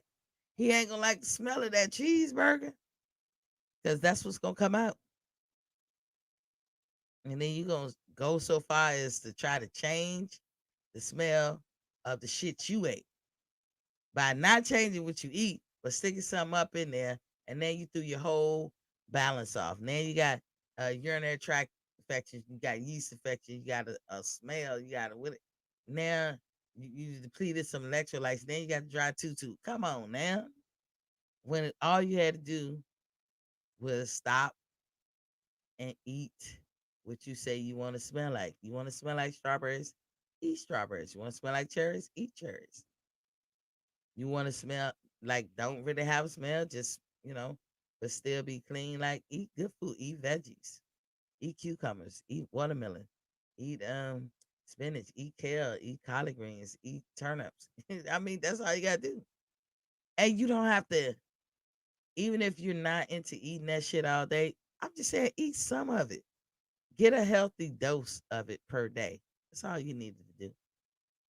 But you went to the doctor, and because you fucked your own self up, and now you're on some medication, and the body mechanism or organ that was in charge of making that shit happen, like, I'm on strike. Fuck it. You ain't want to listen to me. You know, simple, simple answers. So insulin is a hormone produced by the beta cells in the pancreas, right? It's necessary for glucose intake by the target cells. Again, glucose, meaning sugar, intake in the blood. It binds to receptors to induce glucose intake. Remember, I told y'all about the club, the bouncer at the door.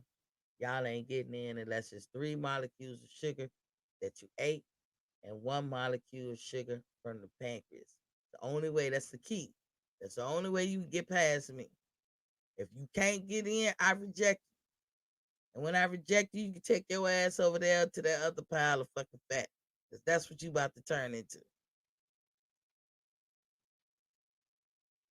In order for you not to gain fat, you have to use everything you eat. In order for you to use everything you eat, you have to eat what you can use. It's just that simple. We are all guilty of it. I am especially. In order to flush out shit that you don't need, because sometimes a little bullshit can sneak in there. You never know what the soil was like when that apple tree was growing. So it could be some kind of something in there. So it snuck in there that your body don't like. This is why that shit has fiber. As I told y'all, fiber is important, but if you're trying to detox your system, we don't worry about fiber in that process. We're gonna detox our system, and then we're gonna add shit back slowly but surely. That's phase 2. When we're adding shit back, we need to take note that we will gain weight, because beans can make you gain weight, sweet potatoes can make you gain weight, and these are things we're gonna add back in. We're gonna add your favorite foods in there just to see. But we gotta do it one at a time. So phase 2 can be a long process. You know, it's about adding your favorite foods, whatever they may be. They might not be healthy foods, but if we adding them in, we gotta do it one at a time so we can see what it does. So if you add in, let's say, a steak, and that steak was hella good going down. Mm-mm-mm. I love me some steak, especially ribeye, T-bone. Oof. Mm-mm-mm. So you adding your steak in, right?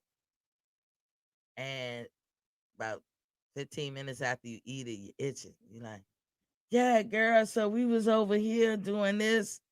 Damn, girl, I'm itching like a mug. So yeah, I gotta go over here and I gotta go wash these clothes and I gotta go pick up Johnny, right? And you just scratching. Or you like, damn, what is this? Damn, where these 5 bumps come popped up? I don't never get acne. Or, you get sweat. Oh, fucking finger swollen. Why this shit swollen? Or you get a lot of rashes. Or you start losing hair. Girl, fucking eyebrows should have been came in this weekend. I need to go get them redone. Here lately I can't grow no fucking eyebrows. I guess that's old age. No, your body's way of saying we don't like steak. Matter of fact, we don't like beef. Don't bring that shit up in here no more. That's what I mean by phase two. Once you see that, you can make a decision as to how you gonna eat that steak. You might be like, you know what? My body don't like steak, but I like steak. And I don't want to, I'm not ready to give it up all the way. So what I'm gonna do is I'm gonna have steak once a month instead of once a week like I've been doing. So I'm gonna eat it once a month and I'm gonna make sure it's, ooh. And when that day come, I'm gonna enjoy that bitch. I know I'm gonna itch or whatever. I know I'm gonna have a rash, but I'm gonna enjoy that. You can do that too. Demetrius is up to 51 ounces of water. Okay, King, I hear you. I'm not. 4 times 8 is 30. What is that? 24 or 34 times 8. Damn, I can't even do the math. 32 or whatever. This is my fifth water. So 5 times 8 is 40. So yeah, 32. I don't know why I say 24. That's 3. But anywho, so yeah, so with phase two of what we're doing, because like right now, everybody, we are trying to reach 100 ounces of water a day. Um, no matter what diet you do, even if you're not doing my program, because I don't call it a diet. Um, no matter what diet you may choose to use, if you don't drink the proper amount of water and get the proper amount of sleep, your motherfucking ass ain't gonna have no success. Those are two staples that have to happen when you diet. So yeah, 32 ounces, King. So we also are not eating dairy because nobody needs to ever eat dairy. As I explained in my beginning videos, we lose the enzyme to break down dairy at the age of 8. It's gone. We know that mothers can breastfeed for a long time. That's probably why they overkill with that. Any woman breastfeeding a 4 year old, 5 year, I'm gonna be like, ooh. I'm gonna be looking at her like she's crazy. But it happens. It happens in the wild. It happens with us. As long as they want the milk, you will make it. It's just how it is. And you always make enough for that kid. So my kid, she didn't drink a lot of milk, so I didn't make a lot of milk. You would think I made a lot of milk what I'm carrying up on his chest, but no, I didn't make a lot. And it was just weird because I'm thinking, oh yeah, I'll be one of them women who make a lot of milk. But this a fun little fact, fellas. I don't know if you knew this, but women with big breasts or top heavy, they're the ones who don't make milk as much. They can barely make milk. Matter of fact, sometimes they don't even make milk. Women with smaller breasts is milk factories. Don't know why it is like that. Also, most women, this is not an absolute. Most women with smaller breasts tend to get breast cancer or have the gene to have breast cancer. And most women with big breasts do not. Don't know why. It's just what it is. So I thought those were fun facts to know. Because me, when I had my kid, I swear I could be at attention. Like, see how I'm looking straight at the camera now? Eyes straight forward. I don't even, you can, peripheral, you look down, you look to the side, you look to the side. No, I didn't have to do that. Eyes straight forward. And I swear to you, my breast was here. Whew. Like after birth, I was like, oh my God, who the hell? I First thing I thought in my head, after her after her checkup, I'm gonna be talking to a doctor. They cutting this shit off. I'm getting rid of 75% of this shit. Because I struggle. It took me 2 hours to make 2 ounces of milk. But part of that is because my baby was 2 pounds when she was born, and she came way early. But I made what she could handle. That's part of it. But She could have been on time, and I still wouldn't have made that much milk. So of course I quit 6 weeks after. I was like, I can't do it. I can't do it. Plus, not to mention, she bit my nipple in half. Fuck that shit. Well, she had one more again to bite me, and it's gonna be on and popping. But them gums are strong. Let me tell you. um, but yeah, you know, when you see stuff, it's amazing how we attach certain connotations to what we visually see, and things totally mean something else. So I thought that was interesting. But like I said, everything is like a domino effect. I said this in previous videos, not today. Um, but if you make sure that you address the actual problem, whatever other problems that has arise because the actual problem happened, then you will fix it. So people who suffer from weight issues, it came from an actual problem that they have no idea, wasn't paying attention to details, so they can't even connect the dots. I have family members that seriously, and it's a few, not a lot, that have a weight issue, and I mean bad. And I feel sorry for them. I feel sorry, like, because I know the life they leading is not a quality life.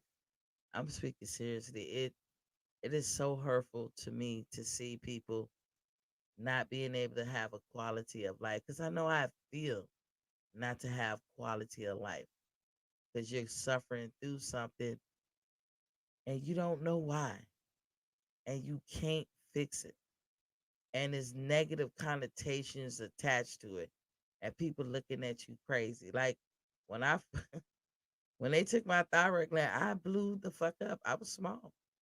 I blew the fuck up instantly, and I ain't know why.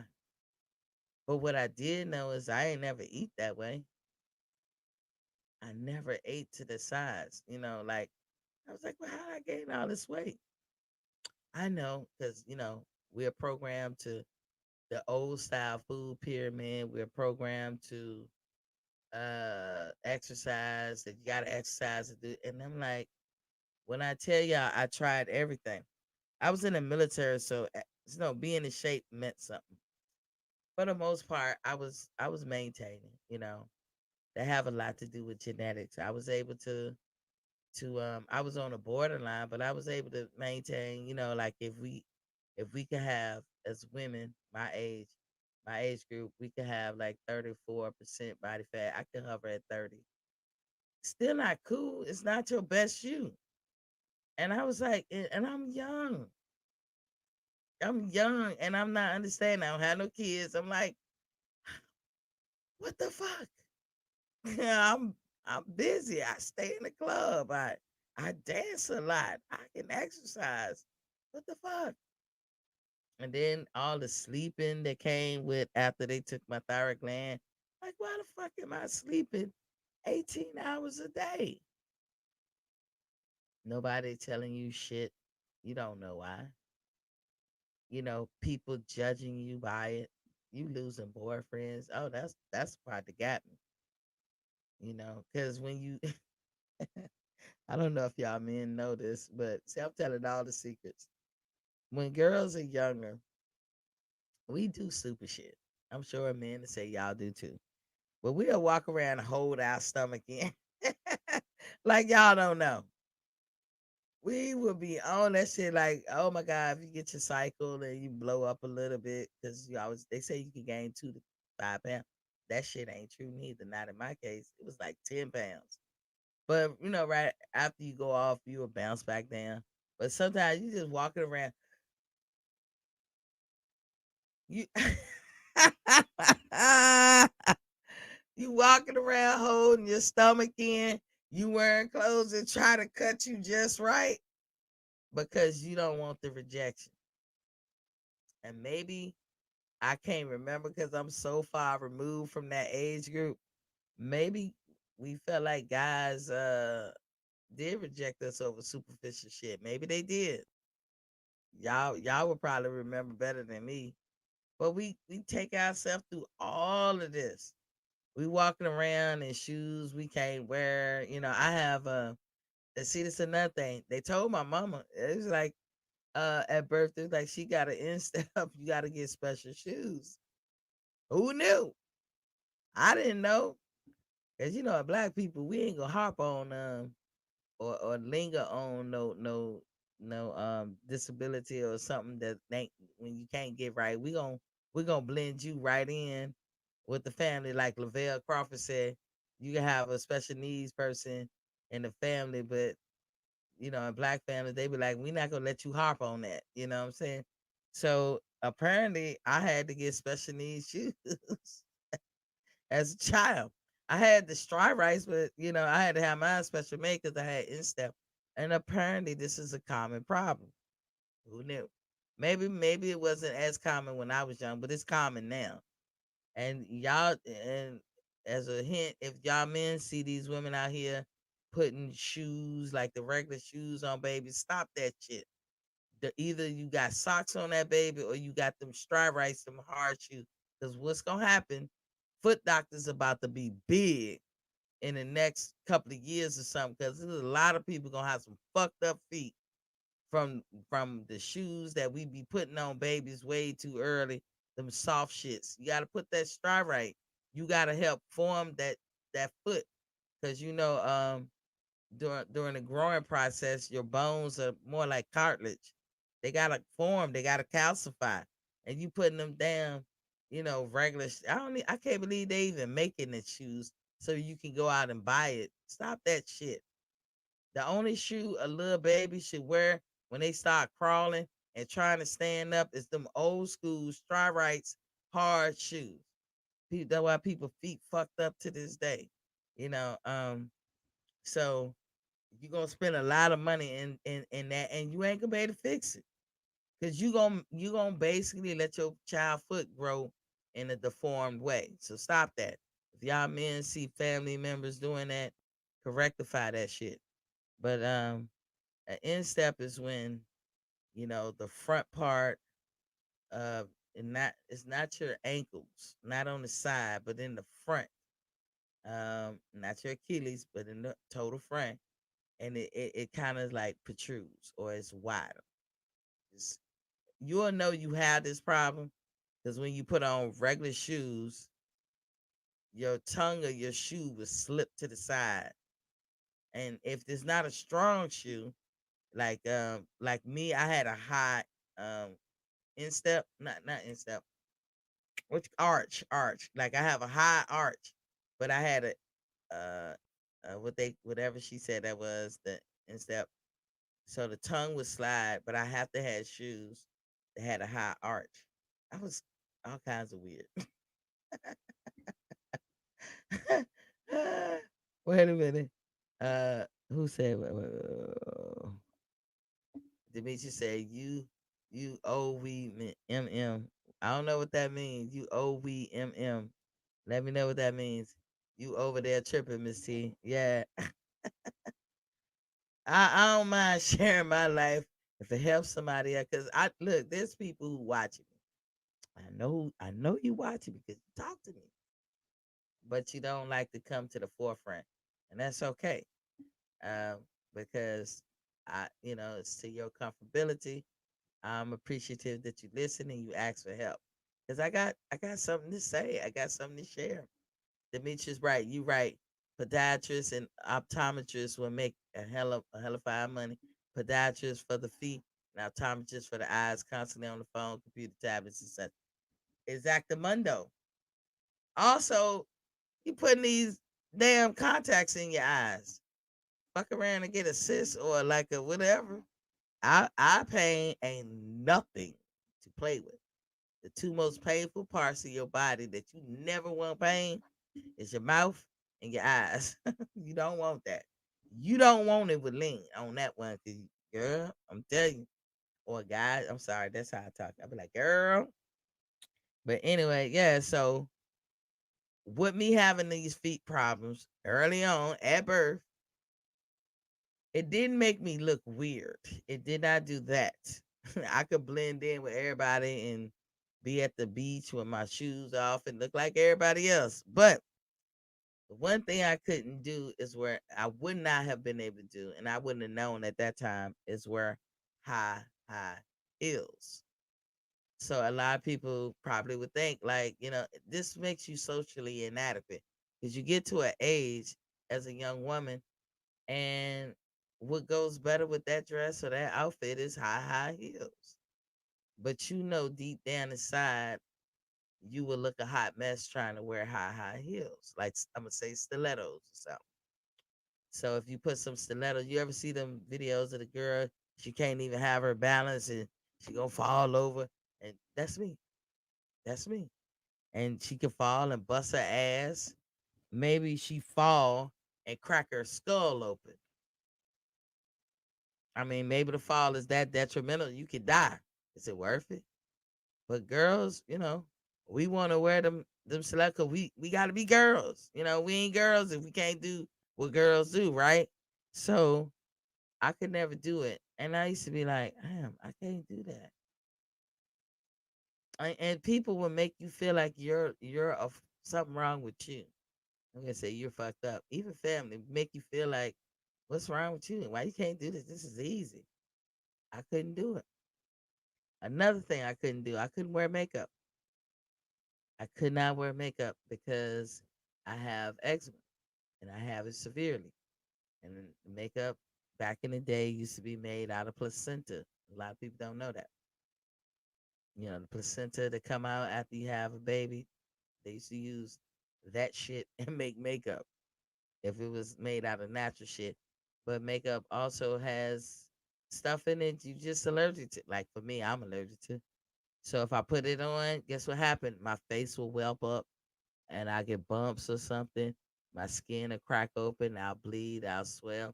Now, is that pretty? Was it worth it? No. So for me, I couldn't do that. But as a young woman, what's wrong with her? She don't like to wear makeup. I couldn't win for losing. You know what I'm saying? But if somebody would have said, ma'am, your daughter has severe allergies because she has autoimmune disorder, we could have been like, okay. We could have came up with alternatives, but nobody knew. So that's why I say this is all important. This is why I talk about it. I see young kids that suffer from shit like I have. And matter of fact, when you suffer from an ailment, you can look at people and be like, oh, like people with thyroid problems, there's so many symptoms. I can look at you and be like, "Mhm. I mind my business unless we run up on each other, we start chopping it up, and I feel like I could tell you, but I don't just see somebody and say, let me go tell that person. But I see a lot of people. I see boxers, your favorite fighters with thyroid issues. I see it. I don't know how I could tell, maybe because I suffer, but I could tell I have not been wrong yet. And the people that I do talk to about it, and I be like, you got this problem. And they be like, yeah, how you know? I can tell you one symptom, bulging eyes. I know we have all seen on TV or met somebody who has bulging eyes, and I be saying to myself, "Thank God," because why does it make you socially inadequate? I'm not giving up no tutu to no bulging eye dude. Mm-mm, mm-mm. That's I'm gonna leave I'm gonna leave the insults behind, but I'm just not giving no tutu away to that. But bulging eyes is when your eyes seem like it's protruding, like it's almost it's sitting outside of your head. That's a sign of a thyroid problem. It's not a genetic trait. But because mom had it or dad had it, uncle and auntie had it, your cousins got it, and your grandparents got it. You think, oh, family trait. Family trait is that y'all are either predisposed to thyroid issues or y'all are genetically disposed to having thyroid issues. But bulging eyes is not a genetic trait at all. That means it should never happen. But it's a sign of thyroid problems. Losing hair. All these men who are 21, 22, 23, you might not be fat. You might not, whatever, but you losing hair. Thyroid problem. You know what I'm saying? I can look at your neck. I can look at your neck, especially if you're a girl. I can look at your neck because a telltale sign would be the goiter, the cyst, or whatever they want to call it that's in the front of your neck. But it's the way y'all neck is shaped. I can tell because there's an unevenness. You won't even know. And let me tell you, my neck, let me sit back. My neck went like this. It was big as hell. I got pictures that I can go back and look when I was 23. My neck was big as hell. And I'm in the mirror every day. 'Cause I'm in them streets. I'm at the club. I'm doing my hair. I'm trying to look good. And never once seen it. You know who caught it for me? I was going to get my wisdom teeth taken out. And the dentist caught it. And she was like, oh no. She gave me the stuff to knock me out. She never did nothing. I woke up. I was like, damn, that was easy. Y'all make it seem like I'm feeling my jaw. Y'all make it seem like it's a hard thing. I looked to the side. My friend who was my ride was up in my face like, oh, shit. I was like, what the hell going on?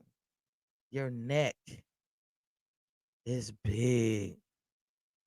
They showed me in the mirror, and the doctor come and explain what's going on, or the dentist. And next thing you know, another doctor come, and ever since then, shit, I ain't been the same. So when I tell you, you can have a problem that you probably focusing on, but you need to pay attention to why you got that problem instead of mostly just paying attention to that problem. So if you're gonna eat carbs, go with the complex carbs. Eat the ones that come out the ground and fall off the tree. You eat them anyway. Who don't eat beans? Everybody eat beans. Raise your hand.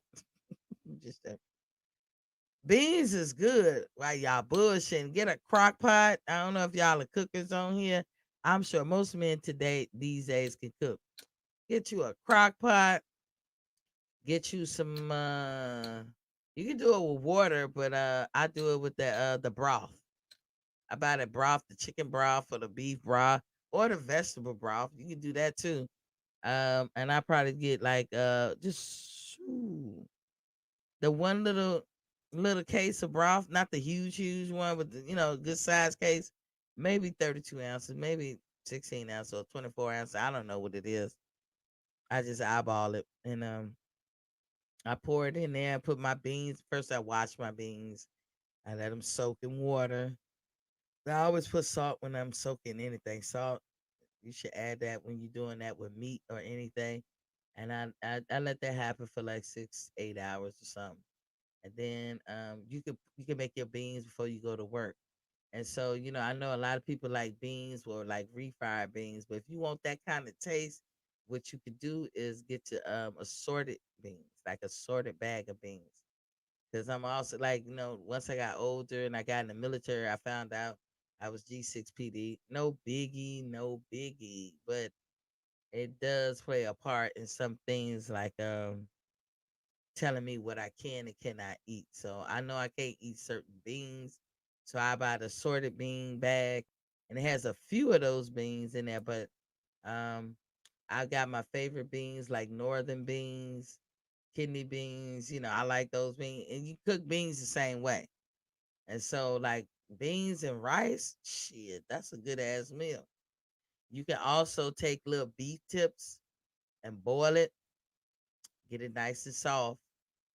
And if you want to like boil it first and then put it in the oven for like 5 minutes, turn it on the side, other side, and cook it 5 minutes. Just get it nice and tender. And then when you're making your beans, take them and like I don't know, When your beans are over halfway done, like it's almost done, throw them beef tips in there. You don't need a lot, just a handful. So I'm giving y'all a recipe right here, right? And as I say, you might be a person that like beef tips. You might be a person that like your steak every now and then. But you need to know, does it hurt you? Do it like you? That's all. That's all we doing the detox for. It's not a forever thing. It's gonna be 3 phases. It's gonna be the detox, it's the hardcore phase, and right now this thing we got with no dairy, we drinking our water and no meat except chicken and tuna. That's a minor way of detoxing. It's gonna be very slow at a snail's pace. But for those of you who have emailed me and want to do it harder and faster, we detox it. That's phase one. Phase two, we're gonna start bringing back in certain little meals. See, that was a recipe right there. We're gonna bring in meals, but we gonna concentrate in that phase on complex carbs and how you like the shit anyway. You eating it anyway. You just ain't connecting the dots. So we're gonna learn some recipes about those, and we're gonna understand that we're gonna gain weight a little bit, not a lot. You're going to gain a little bit of weight. And that's to say, with the detox phase, you're going to drop so much weight that it's ridiculous. But then when the phase two, you're going to gain a little bit, and that's where you're going to hover. And then phase three, you're going to bring in those foods that we know are not healthy, but you just like them. And we're going to see how it likes you. That's what we pretty much doing on this wellness tip. That's all we doing. This is not a forever thing. It is a change in life, so that part is forever. Because you're gonna have to learn what ails you, what you like and what you don't like. We talked about type 1 diabetes. That is something you're born with. Type 1 diabetes is when your beta cells are destroyed by your immune system. Don't that sound like an autoimmune disorder?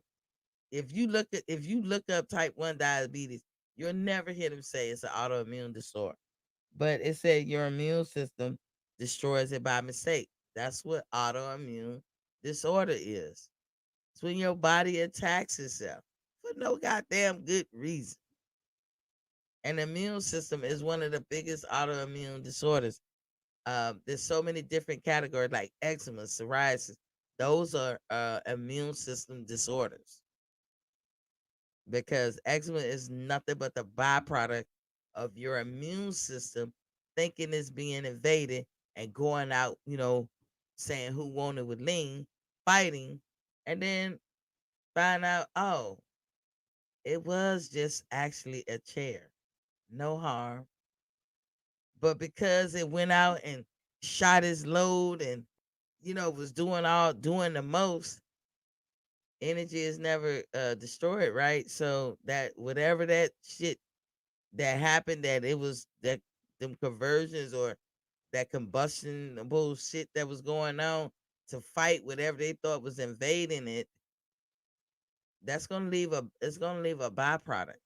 And the byproduct is the rash and the swelling, the shit that's debilitating, the shit that make people say, ooh, the shit that make people don't want to talk to you, the shit that make people that don't want to link up with you, the shit that make you socially inadequate. But if you knew, all you had to do was change the way you eat and starve uh these disorders to death. You would do it, right? If I knew that, I wouldn't have 40 plus years on the books of eating crazy. If I knew it as a teenager, I would have been changed. If I knew it in my 20s, I'd have changed. If I knew it in my 30s, I would have changed. I lived most of my 20s not eating, and I didn't want to. That it wasn't because I don't believe in starving, but it was bad for me at that time because every time I eat, what I do have that's good, and I thank God, is I have a good system of using the bathroom. That part. So my kidneys are good. I can pee real good. And some people take that for granted now. And especially number two. Every time I eat, I number two within 30 minutes. And that's how it's supposed to be. Every time you eat, you're supposed to use the bathroom within 30 minutes to an hour. Supposed to. Every time I don't eat. So on average, me, since I was a baby, I go 5 to 6 times a day. Number two, oh, my system works very well. Okay, but I know people who don't do it at all. I know people who do it once a month. And when I meet women who have this problem, I be like, whoa, that's bad, right? You can't keep going that way forever. You're gonna be so toxic in the inside. What ain't you gonna have, like, as far as illnesses? I knew a person that even during your cycle, because I know fellas, I ain't gonna go in depth about the cycle, but with women, when you get your cycle, because that's all hormonal, one thing that kicks off without you planning to do it, it just comes with it. When you get that cycle, because you got them hormones going off, it prompts your body to have a bowel movement. It's a different kind.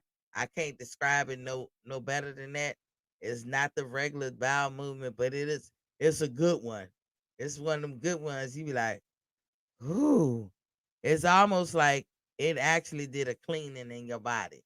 Like it pulled everything. Like, 'cause you feel like, damn, like you could have took something to clean yourself out or whatever. I know some females that don't even do that. And I was like, how? I don't have control over that shit. Like, soon as you get just like that first date, you on the toilet. You do it that one time and you like, and you can tell the difference. It's not like a regular bowel movement. But there are girls who don't even have that. And I be like, something wrong with you. You have some major problems. So you you gotta pay attention to detail. But going back to the beta cells, and y'all notice I said beta cells or B cells or whatever. Um, if they're being destroyed, then how you gonna produce the proper amount of insulin? Going back to the bodyguard at the door, at the club being the red blood cells in your veins, traveling all around to the organs, giving it nutrients. You can't get in the club unless you have one sugar molecule from the pancreas. What is that produced by? Beta cells out the pancreas. If it's destroying the beta cells, then how you can produce that sugar molecule? So what those people got to do is put an injection inside them. They got to do the injection. And type 1 diabetes is genetics. It is genetics. So they have less glucose. Glucose, when you hear that word, sugar, is taken in by the cells into the bloodstream. Why go into the bloodstream? Because that's how the bloodstream deliver. The bloodstream is the post office. It's the mailman. That's how they deliver all the nutrients and stuff for the heart, for the lungs, for the liver, for the colon, for the eyes, for the ears, for all your organs, for your mouth, for your whatever, for your hands, for your digits. Whatever you need, blood, some kind of nutrients to be dropped off, the bloodstream is the mailman. He does the dropping off, if you look at it like that. But in but he's also the club too, because the whole time you traveling, you dancing, doing the stanky leg. You getting there, you doing, but because the organs is waiting. They were like, hey, this is a Christmas gift coming. We're waiting on the UPS man. Hey, and the UPS man is jamming down that bloodstream. But you don't even get in the club if you don't make enough sugar. You don't get in the club, and you can go into a diabetic coma and die. I told y'all hormones without the body, hormones in the body are very integral. Without them, you are dead. So, not to be pessimistic or bringing the mood down, but it's important to know how these things work. Because I know there's somebody out there that's saying, okay, okay. So what you basically saying is everything I eat turns to sugar, correct? And for every 3 molecules of sugar that's found in the food that I eat, it needs to be escorted by a sugar molecule produced in the pancreas, correct? And the pancreas only produce these sugar molecules when it recognizes that you ate sugar molecules, correct? And the club or area we need to penetrate and get into is the bloodstream, correct? But we can't get in there unless we are accompanied by one sugar molecule from from the pancreas and 3 molecules from where we ate, and they can only go in 4 at a time, correct? And that sugar is going to be used to help the body function, like the brain, the heart, the lungs, the liver, the diaphragm, like every organ in the body is running off of sugar. And so once it's in the bloodstream, it can be delivered to the different organs and be used for energy, for ATP and all that. Correct. Mm. So when there's something going on that disrupts that, we need to fix the shit that disrupted, not fix the symptoms that come with that. Correct. Correctamundo.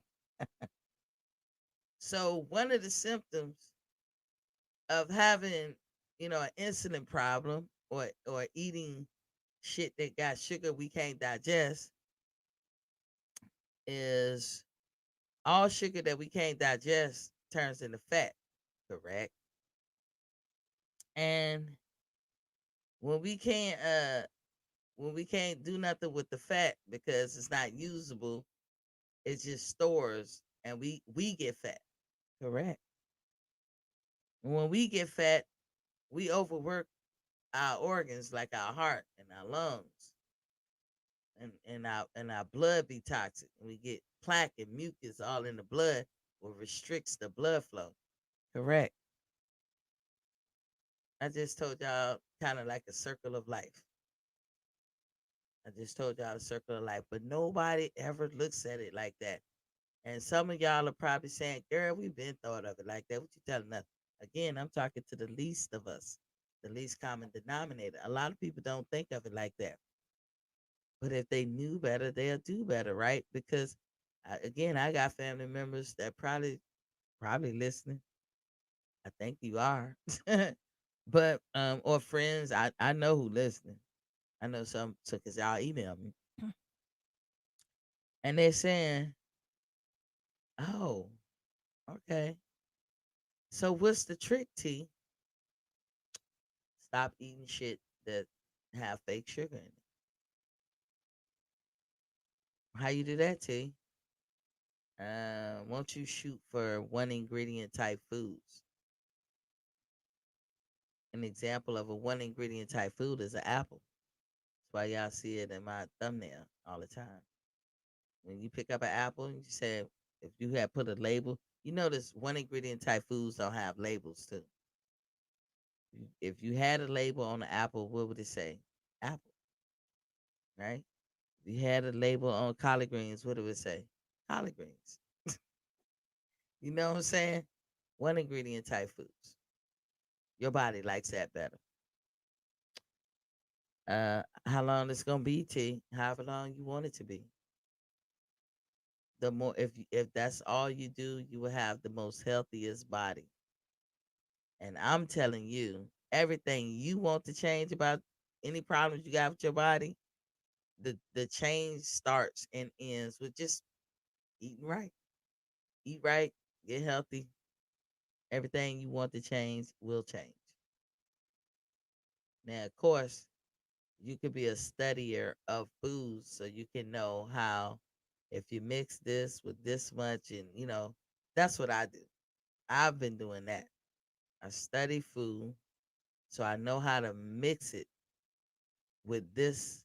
I can say 2 cups of this or 1 cup of that or 1 teaspoon of that. Mix it together to get a desired result. I can do that. Now I've been learning that for like years now. That same net, y'all, that I be talking about when I'm on Boxing Fan, that thing, I cannot catch him and he's living. Like, I'm gonna have to start charging this mug rent. I just saw him. Um, anywho, yeah, so that's my specialty, what I have learned because I kept having allergic reactions. Oh, I'm gonna catch this bitch. I kept having allergic reactions to pills because pills they have a little bit of the medicine you need and a lot of fillers because you need fillers to make pills. But the fillers is what bothers me. So now I have this problem because I'm taking that pill because of the fillers.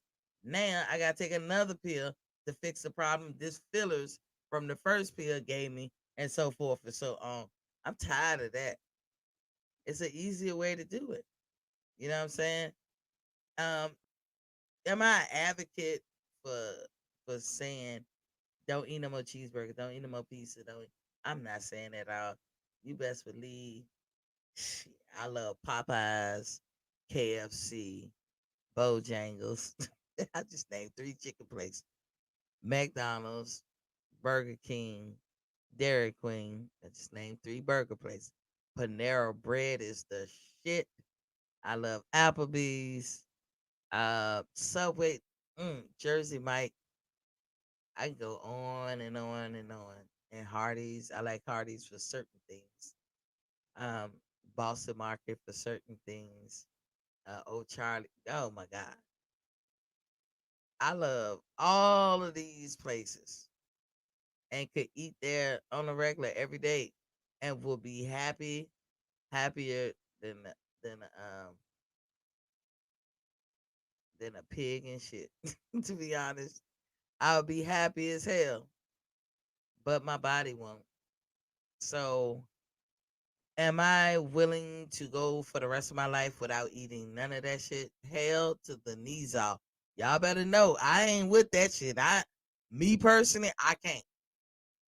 Now I ain't gonna say I can't. I won't, cause I'm 40 something years before I realized, hey, what I need to do. I can't turn that shit backwards, or I don't want to.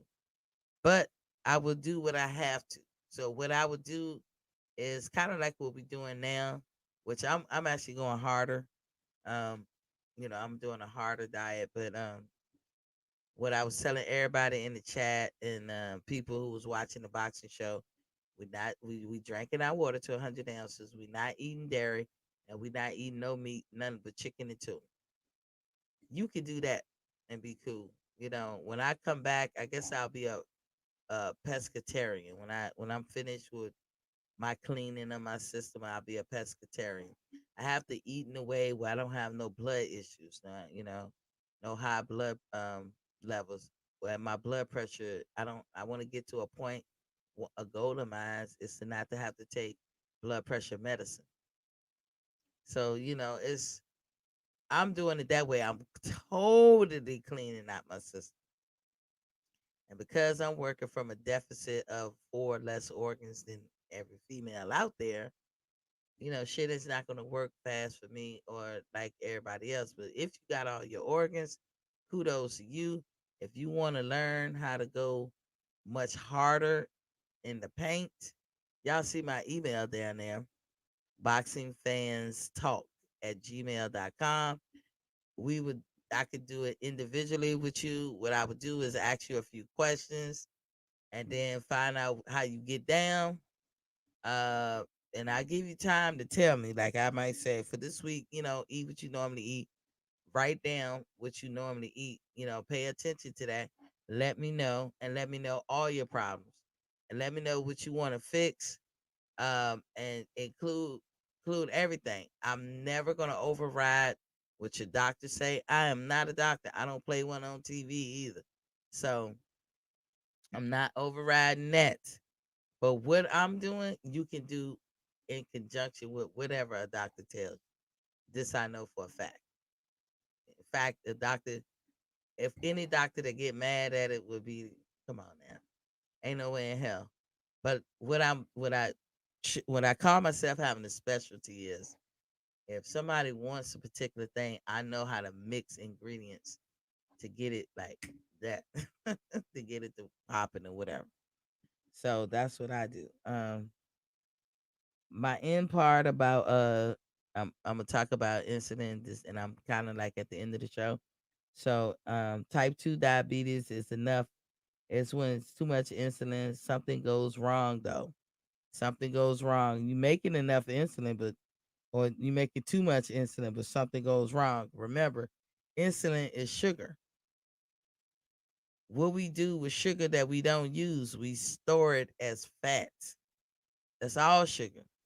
So that's another way to say it, because I know I said when you eat and then the shit turn into sugar, but if it's rejected, it'll go be stored as fat. But any sugar that you don't use in your body, it will be stored as fat. And you got visceral fat and you got regular fat. I'm not gonna get into the two. I will tell you, when you start losing weight, you lose visceral fat first. That's just fat around your organs. That fat that you see on the outside and a couple of layers under the skin, that is the easiest fat to lose. Oh my God. All of us, if the whole body work like that, like you be like, I'm gonna go in the gym 2 weeks or whatever. I don't care how fat you are, that fat on the outside, you can knock that off. But everything, remember I told you the body is a balancing act and it's a priority system too. It's a hierarchy to this shit. And visceral fat is the hierarchy. So people don't when you be trying to lose weight, especially women, because we're designed to hold weight, you don't drop the weight because you gotta lose the visceral fat first. That shit is hard.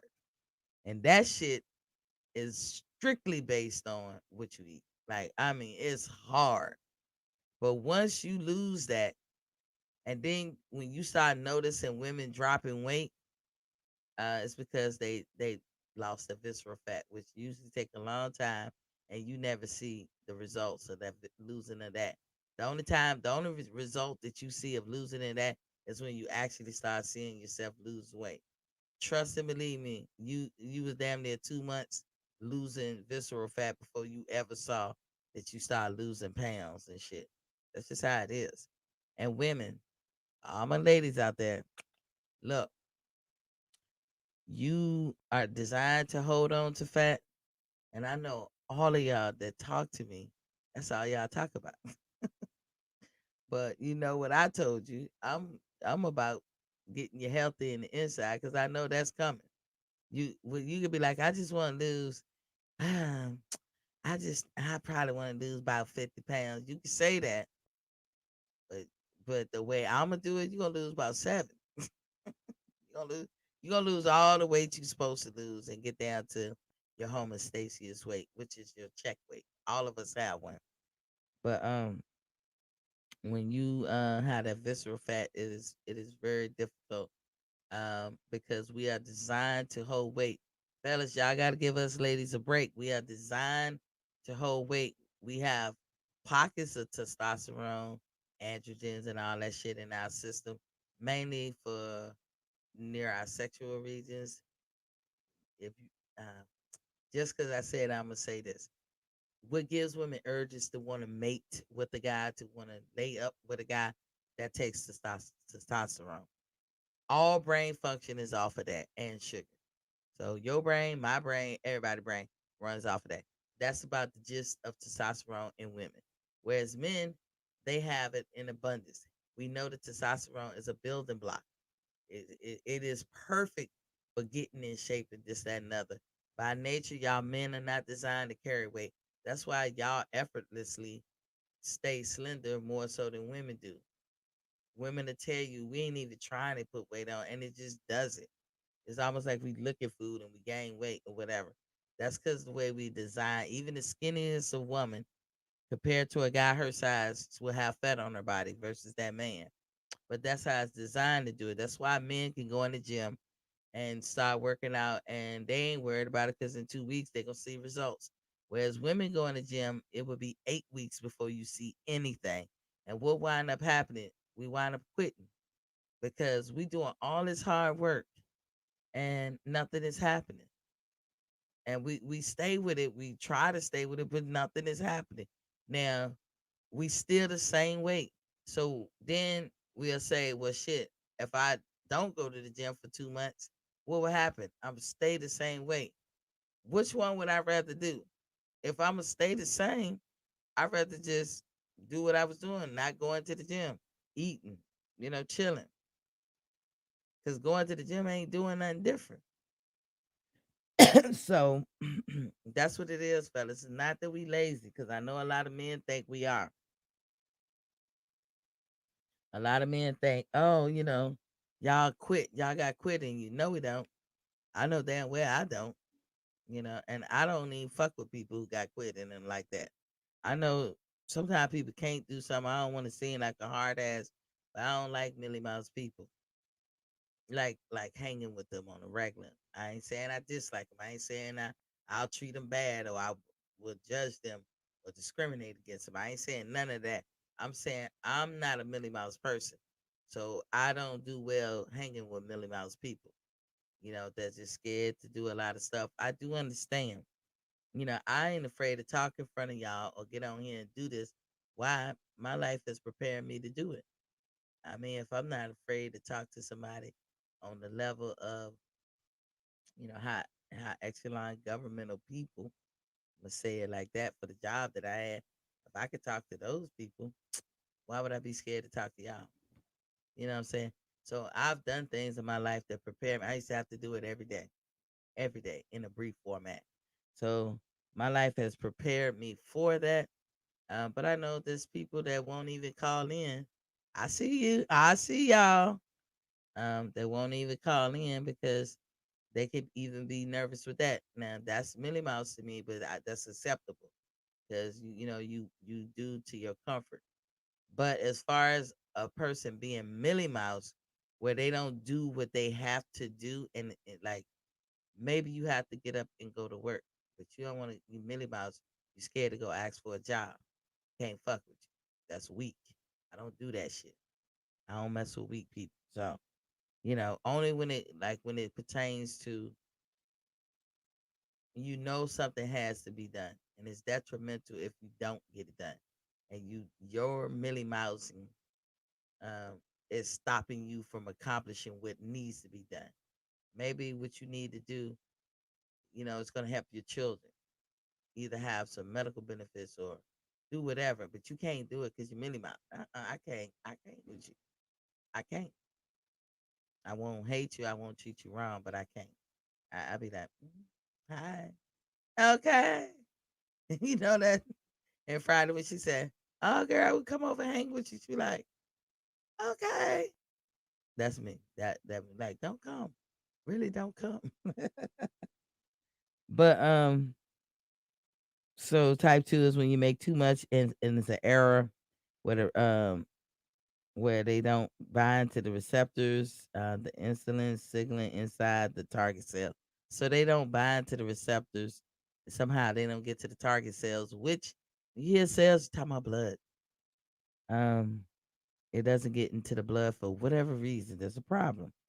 The cells are not responsive to insulin and it can't import the glucose inside the cell. Basically saying you make enough insulin, but for some reason the key is not unlocked. The bouncer, the bouncer at the door. I got the 3 molecules of insulin that you ate and the 1 molecule of insulin from the pancreas. But for some reason, it's not like you show up and he can see it's for y'all and he just open the door and let you in. He do want to do an ID check too. Let me check your IDs. Meaning, let me check your makeup. A red blood cell doesn't have a nucleus, granted, but they got cytoplasm, they got other stuff. They got now we're getting into defective cells. So if the bouncer can look at your ID and tell you're not all the way there, you can't get right, you're not a complete whole real cell in the first place, ain't gonna let you in. So just look at that picture like that. That's when people have type 2 diabetes. Too much insulin in the system, floating around everywhere in the blood, ain't getting inside the actual cells.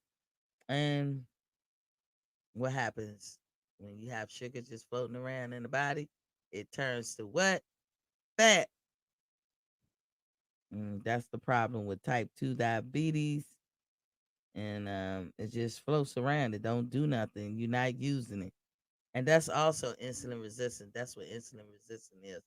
And most of diabetic problems in the United States is 80 to 90% caused by type 2 diabetes. Only thing y'all need to know about type 2 diabetes is that it is highly curable. All you gotta do is change what you eat. Simple put. That's it. You taking medicine, you getting stomach injections. You don't like it, change what you eat. One ingredient type foods. Foods come out the ground, foods fall off the tree. If you want it to get in your system quicker, you'll juice it. If you don't, if you're cool with it taking time to get in your system, but over time, that's all that would be running through your system. It's cool. It's cool. Eat it. I can't eat no goddamn kale. I don't care how you cook it. I'm not cook.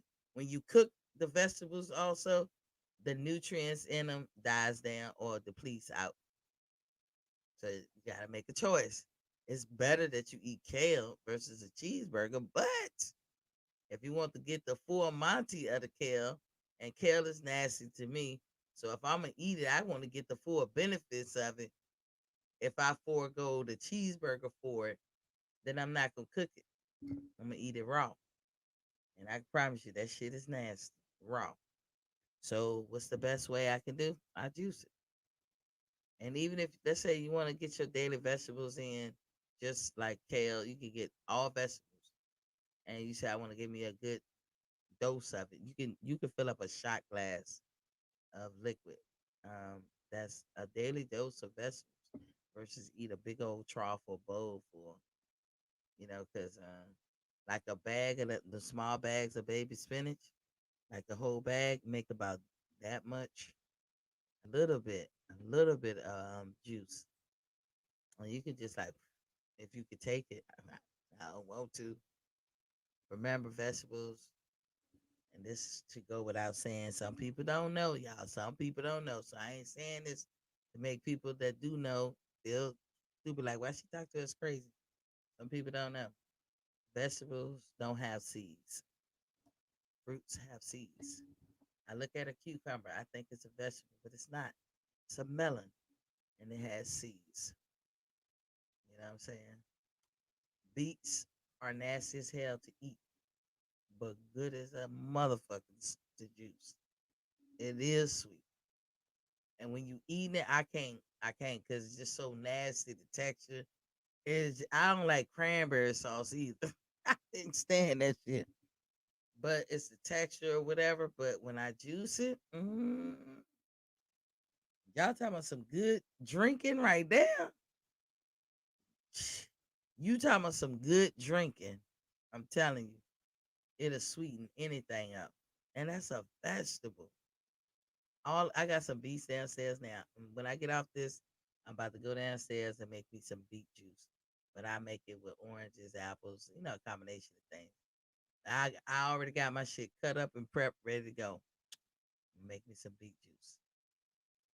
So, um, in the end of the day, we talked about diabetes. This is a wellness show. I like to talk about different organs or how the body works because I figure when you know better, you do better. You know why you're doing what you're doing. I think it helps you do what you need to do when you know and understand. So I'm gonna open this up to anybody who have a testimony. Once again, do anybody have any games for this week before we get up out of here? Cause I know I didn't kick the science for a minute, and I'm just giving a rough gist of some of the stuff that I understand and know. I don't. I'm trying not to go in depth, but sometimes I'm not always successful. I apologize for that. because I get into the weeds sometimes, but I don't mean to. I really be trying to talk on the surface because don't nobody really care. A lot of people, but I want y'all to understand where I'm coming from mostly and why I pick the program I pick and why I do it the way I do it. If you come to me and you say I want to lose weight, I know how to make you lose weight. And I know how to make you lose real weight, not water weight. And that's a myth because I get people to say, oh, that's water weight. I be like, bullshit, a lot of this is straight real weight. Water weight will come back in a day or two. This weight that you lose that I help you with, that ain't coming back quick. Just the same length of time it took you to gain the weight in the first place, this it'll take you like that. It ain't coming back quick at all. And if you adopt this way of eating, you can tweak it to your advantage. Like I help people tweak it because sometimes, you could be, I want to be in maintenance mode. I want to drop a few. I want to do this. I want to do that. I have figured out how to put I told you these ingredients together to get the desired result. But I will always, always, always approach my um, finding the health in you from a perspective of making sure that you're healthy and balancing out your body. That's all I care about. All that extra stuff, I want to grow hair. I want to lose weight. I want to do this. I want this to happen. All that stuff that happened to you that make you socially inadequate, that's secondary. Because I know if you go by my approach, I'm fixing all that shit anyway. And I'm doing it on a higher level that you ain't even thought of. So, anybody with some testimonies, anybody. I know y'all don't be scared. Don't be scared. Let me know. I'm gonna sit here for a second. Let me know your gains. Let me know. That's good. Like I said, I get a lot of people to y'all Facebookers. Y'all can call in 706-804-4449. 706-804-4449. Um, ain't no shame to it. I could be sitting up here being ashamed of some shit. Why? And again, I have the added benefit of being older. When I was in my 20s, I was ashamed. I was ashamed of my skin. I couldn't get past it. I wouldn't do things that young girls did, like wear bikinis, because I felt like I had horrible skin.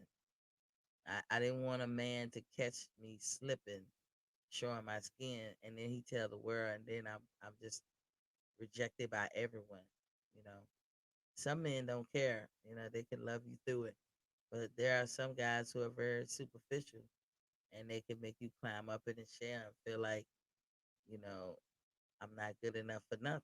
I mean, my skin made me feel that way. I lost a lot of good years of being confident because my skin was horrible. When I was a kid, I was called scaly, snake skin, whatever. I've had pockets of time when I didn't have a breakout. Like I remember sometime in my 20s. That's why I had the best time in my 20s. I had ran across a doctor who gave me these drops. He recommended me to use basil soap, and he gave me this cream that looked like Vaseline.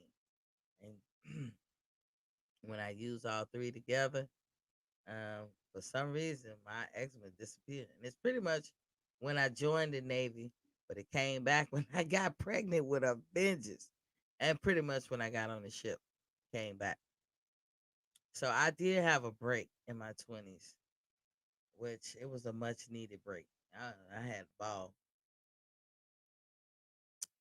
You might as well say they let me out the stable because that's when I was doing my most damage, man. I was in the clubs, dude. I always had a man. Oh Lord, when I look back on them years, always. You hear me? Always. I was so confident because my skin was beautiful for the first time. I was like, and then it came back with a vengeance. I've been dealing with it ever since. I mean, it's I don't get it on my stomach no more. Y'all saw that. I know y'all had fucking see. Well, I thought I caught them. I don't get it on my stomach no more. I used to get it bad on my stomach, and I was like, shit, because you can't hide that. You can hide between the folds of your arms or behind your knees. You can't hide the motherfucking stomach. So, mm, I had my time in the sun. I had my fun, but it still didn't know back then why. But anybody got some? Come on now, y'all gonna just email me or something? I know I'm pushing. I'm being aggressive. See, I'm not Minnie Mouse. I'm being aggressive. I know. I just want to hear. I want to hear some good news. What is that? Did y'all see that flash? Like in and out. Like I saw it through my window too. I know what that was. Okay, going once. Let me see if my yeah, my phone lines were open. Well, I will tell y'all this. I look forward to reading the emails. Again, I love y'all for allowing me to work with you. It's a joy to my heart that the whatever my testimony is and whatever I found out that I was able to help some of you. Even if I just help one person, that is so profound to me because honestly, you know why it gets to me, y'all? And I can get teary eyed about this because nobody ever helped me. And I'm gonna keep it together because I sometimes I can be a crybaby. But that's why I get teary eyed about it. And that's why I be doing what I do. Because nobody, and I mean nobody, ever helped me.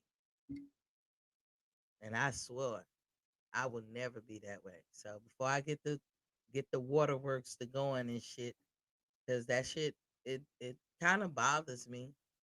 It's still with me. But I swore I can't walk this earth and keep shit to myself and don't help other people. And I wonder to this day, why didn't nobody help me? It's not like what I'm telling y'all is new. I didn't pull it out my ass. It has always been out there. Hell, they knew about autoimmune disorder since the 1800s. Why ain't nobody help me? Not a doctor, not an older person, nobody. They just look, and I feel like they was like, I don't have an answer for it. But I be damn if I'm gonna be that way because that shit is hurtful for people to know an answer and don't give it to you and watch you struggle. You know what I'm saying? It's like I could ask my homegirl, "Ooh, girl, how you get in shape? What you doing?" And she really got a surgery, but she gonna actually lay out a routine for me to do, knowing she didn't get that way from a routine. She got that way from a surgery. A lot of females do that. Don't that sound fucked up? But that's what people do. They sit back and look at you, and they just be like, hmm, hmm. Let me watch her run around chasing her own tail. Let me watch her. That shit funny. She ain't never gonna find the answer. Meanwhile, I'm styling and profiling. I'm winning. That's how I felt. And when I look back, I'm like, all of y'all motherfuckers, I know so much more than what I tell y'all. They could have helped, and they didn't. They was satisfied with me being mediocre. I swear, I don't like that shit, and I would never do that to anybody. So even if I respect the fact that y'all want to keep what y'all want to keep to yourselves, but you got to let me know some kind of way. So I expect emails from a couple of y'all. Y'all got to let me know how did it work out for y'all this week before I get all mushy mushy, cause I can and I do. I'm gonna say peace. Thank y'all for watching. and tune in next Sunday. We're gonna keep plugging forward, and we're gonna get to a point where we can give our testimonies. And remember, if you fall off, so what? Get back on in the next hour. Get back on the next day. In my Vivian Lee voice, after all, tomorrow is another day.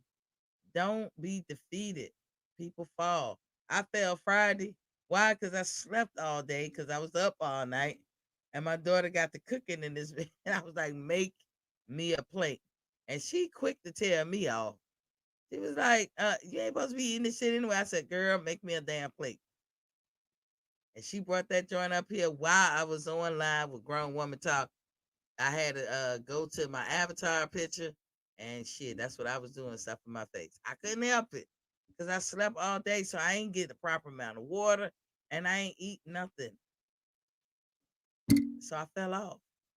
But the next day, back on. So anyway, thank y'all for coming in. I'll see y'all next week. All right. See you Monday, though. We're going to talk about the boxing. And yes, a lot of us hurt about what happened this weekend, but we'll be all right. See y'all.